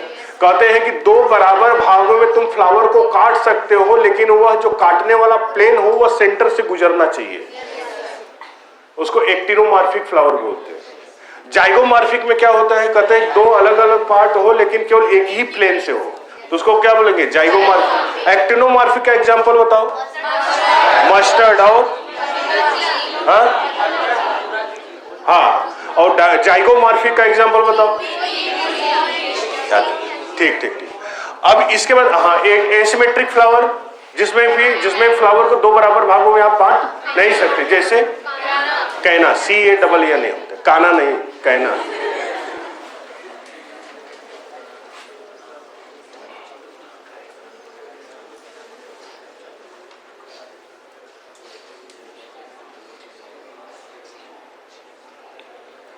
अब बता दीजिए डाइडाइनमस, यही हम बता रहे थे।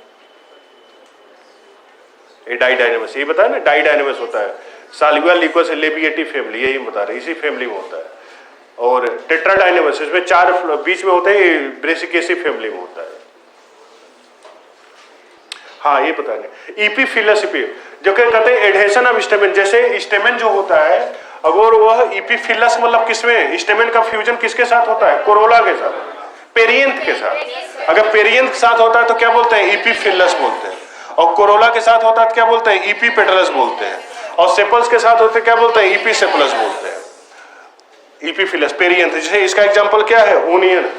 स्टेमेन फ्यूज के सेपल्स क्या बोलते हैं? प्रूनस में इपीसेपलस बोलते हैं। इपीपेटलस, पेटलस मतलब पिटलस नहीं।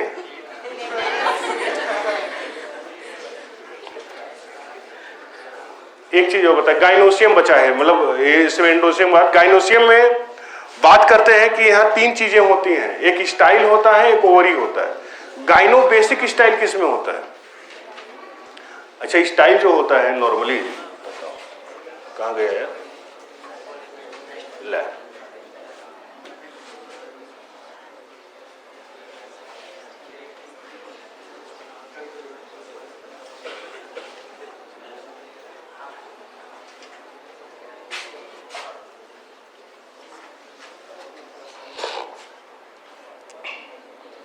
इसको भी पढ़ना पड़ेगा।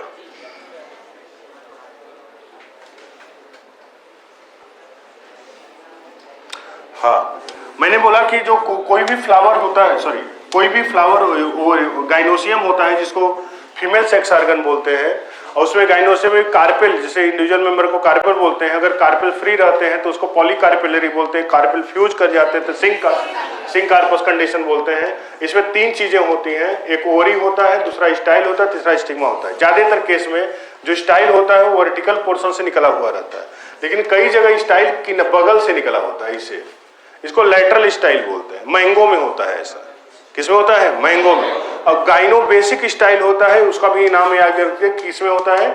लेबिएटी फैमिली में होता है। किसमें होता है? लेबिएटी फैमिली में होता है। जैसे इसमें मैं यही से बता देता हूँ आपको।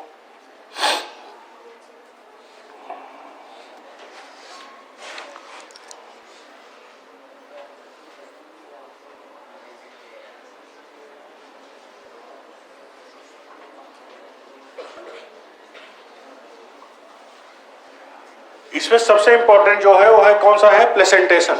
प्लेसेंटेशन कब क्या होता है? कहते हैं सब ओवरी के अंदर ओव्यूल अरेंज होता है, और ओव्यूल का अरेंजमेंट जो ओवरी के अंदर होता है उसी को हम प्लेसेंटेशन बोलते हैं। और प्लेसेंटेशन कई तरह के होते हैं।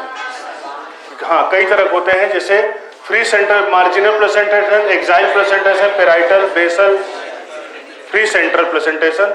तो एक एक करके, जैसे मार्जिनल प्लेसेंटेशन कैसे होता है कभी नहीं पूछता, किसमें होता है यही पूछता है। तो आप याद रखिएगा, मार्जिनल प्रेजेंटेशन किसमें होता है? Leguminosae family. किसमें होता है? लेग्यूमिनेसी। तो लीनियर मोमेंटम से याद रखो, यल से लेग्यूमिनेसी, यम से मार्जिनल प्रेजेंटेशन याद रखो। एक्साइल प्रेजेंटेशन ज्यादातर फैमिली में यही होता है, सोलेनेसी फैमिली में, मालवेसी फैमिली में, सिट्रस में, ये सभी कौन सा प्रेजेंटेशन होता है? Exile presentation. पेराइटल प्रेजेंटेशन एक क्रूसीफेरी फैमिली में होता है, पीसी याद रखो, पीसी। पी से पेराइटल प्रेजेंटेशन, सी से क्रूसीफेरी फैमिली, वही ब्रेसिकेसी को ही क्रूसीफेरी बोलते हैं। बेसल प्रेजेंटेशन बीकॉम याद रखो, बी से बेसल, कॉम माने कंपोजिटिव फैमिली। कंपोजिटिव फैमिली का ही सनफ्लावर और मैरीगोल्ड होता है, कंपोजिटिव को ही एस्टेरेसी बोलते हैं।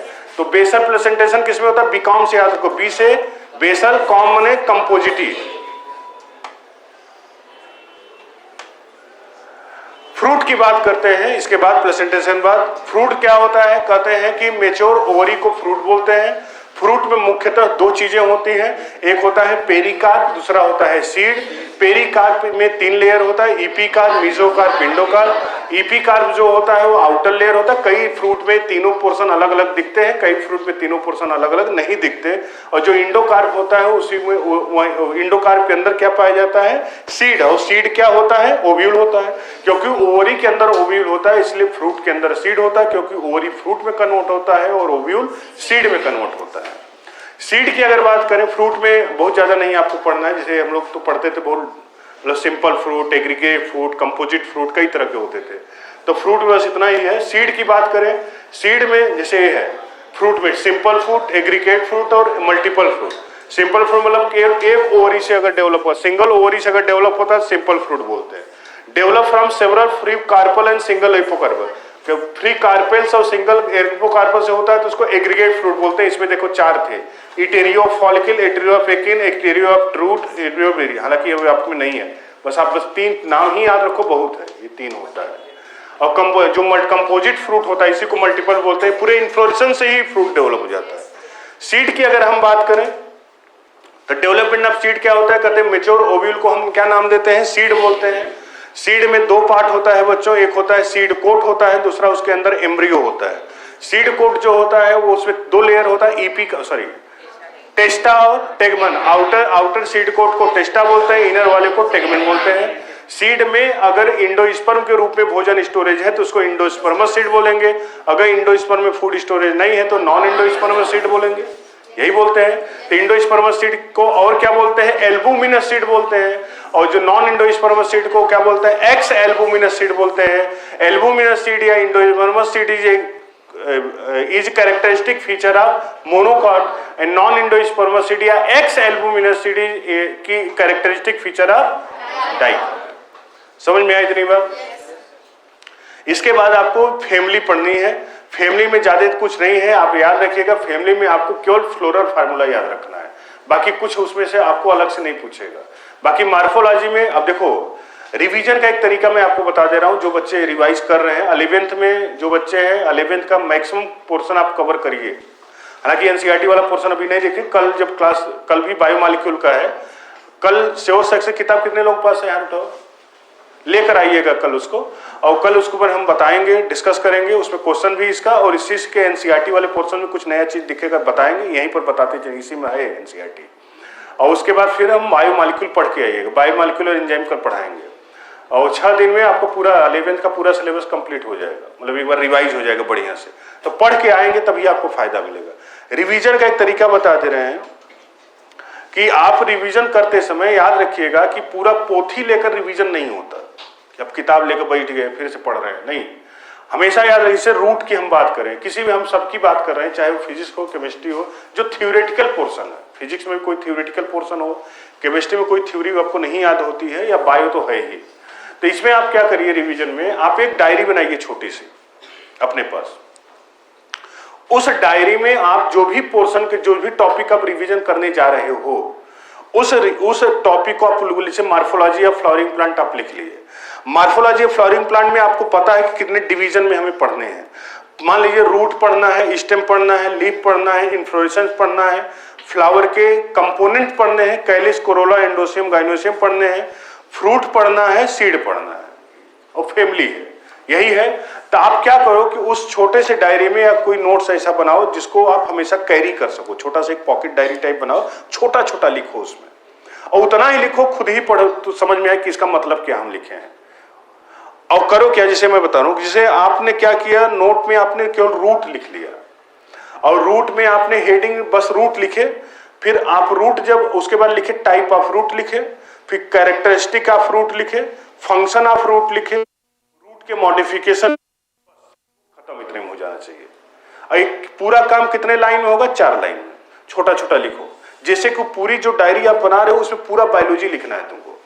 अब तुम जब रिवीजन करने बैठो तो पहले वो डायरी को ही खोलो, नोट्स मत खोलो, और रूट याद लिखा है, रूट लिखो, आंख बंद करो, इमेजिन करो रूट के बारे में क्या क्या तुम्हें याद आ रहा है।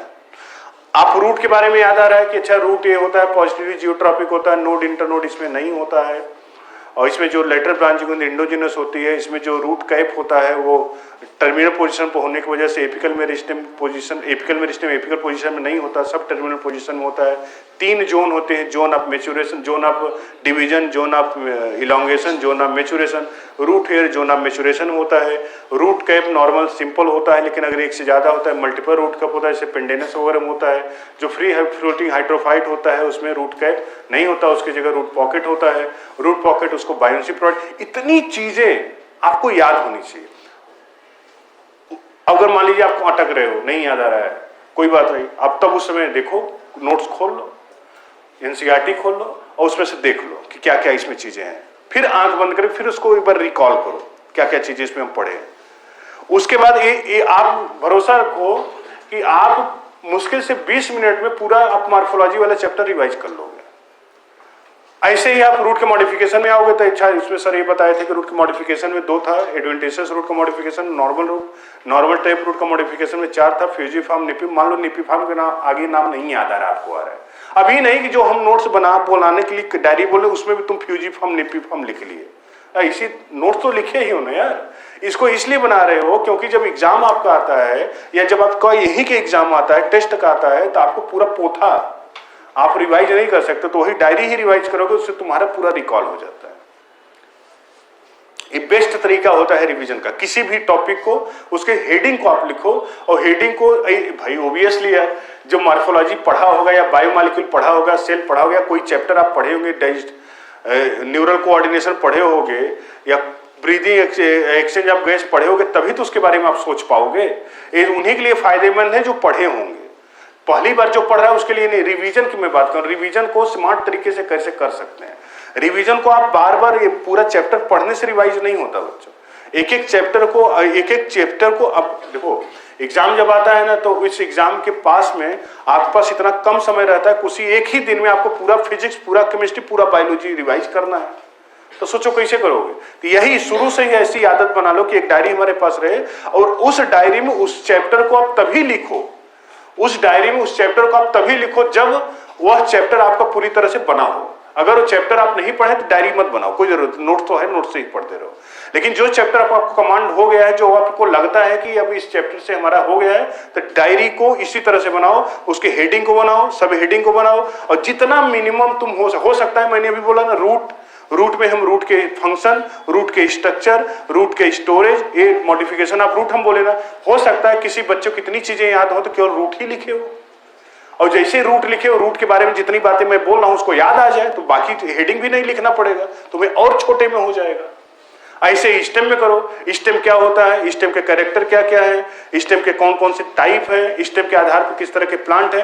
तो जितना छोटा आप, क्योंकि वो मैं बोला डायरी केवल आप ही को समझ में आनी चाहिए, किसी और दूसरे को समझ में नहीं आया, क्योंकि आप लिखे हो। तो आप उसको छोटे से छोटे फॉर्म में बनाना है। डायरी, कॉपी, कुछ भी बना सकते हो, जिससे कि एक ही जगह आपको पूरा बायोलॉजी के एक एक चैप्टर, जैसे मैं रिवाइज करा रहा हूं, कल सभी बच्चे जो मैं बता रहा हूं, सभी बच्चे एक काम करके आएंगे, मॉर्फोलॉजी या फ्लावरिंग प्लांट का जो चैप्टर आज हुआ है, इसका वही जैसे जिस फॉर्म में मैं बोल रहा हूं उसी फॉर्म में एक डायरी या नोट्स में एक पतली सी कॉपी बनाकर या किसी डायरी में लिखकर कल मुझे दिखाएंगे। मैं दिखाएंगे अगर, तो मैं उसमें आपको बताऊंगा कि इसमें क्या तुम प्लस माइनस कर सकते हो, किसमें और क्या सुधार कर सकते हो, और सब बच्चे को बनाना चाहिए। अब पहले जैसे जो चैप्टर होता जाए उसको बनाते जाओ, और मैं फिर से बोल रहा हूं, जो चैप्टर तभी उसको बनाओ डायरी को। डायरी का पर्पज क्या है कि कम चीजों, कोई चीज छूटना नहीं चाहिए। जैसे कुछ चीज लिखते समय आप क्या लिखते हो, हेडिंग लिख लेते हो, हेडिंग लिख लिए तो आपको इसका मतलब हेडिंग के अंदर क्या है हो सकता है भूलोगे तो तुम पढ़ लोगे, लेकिन हेडिंग ही भूल जाओगे तब तो कहां से पढ़ोगे। ये तरीका है। तो कल मिलते हैं ना, कल बायोमॉलिक्यूलर इसी रिवीजन को जो तरीका हमने आपको बताया इसको फॉलो करो। कल मिलते हैं बच्चों, धन्यवाद, थैंक यू।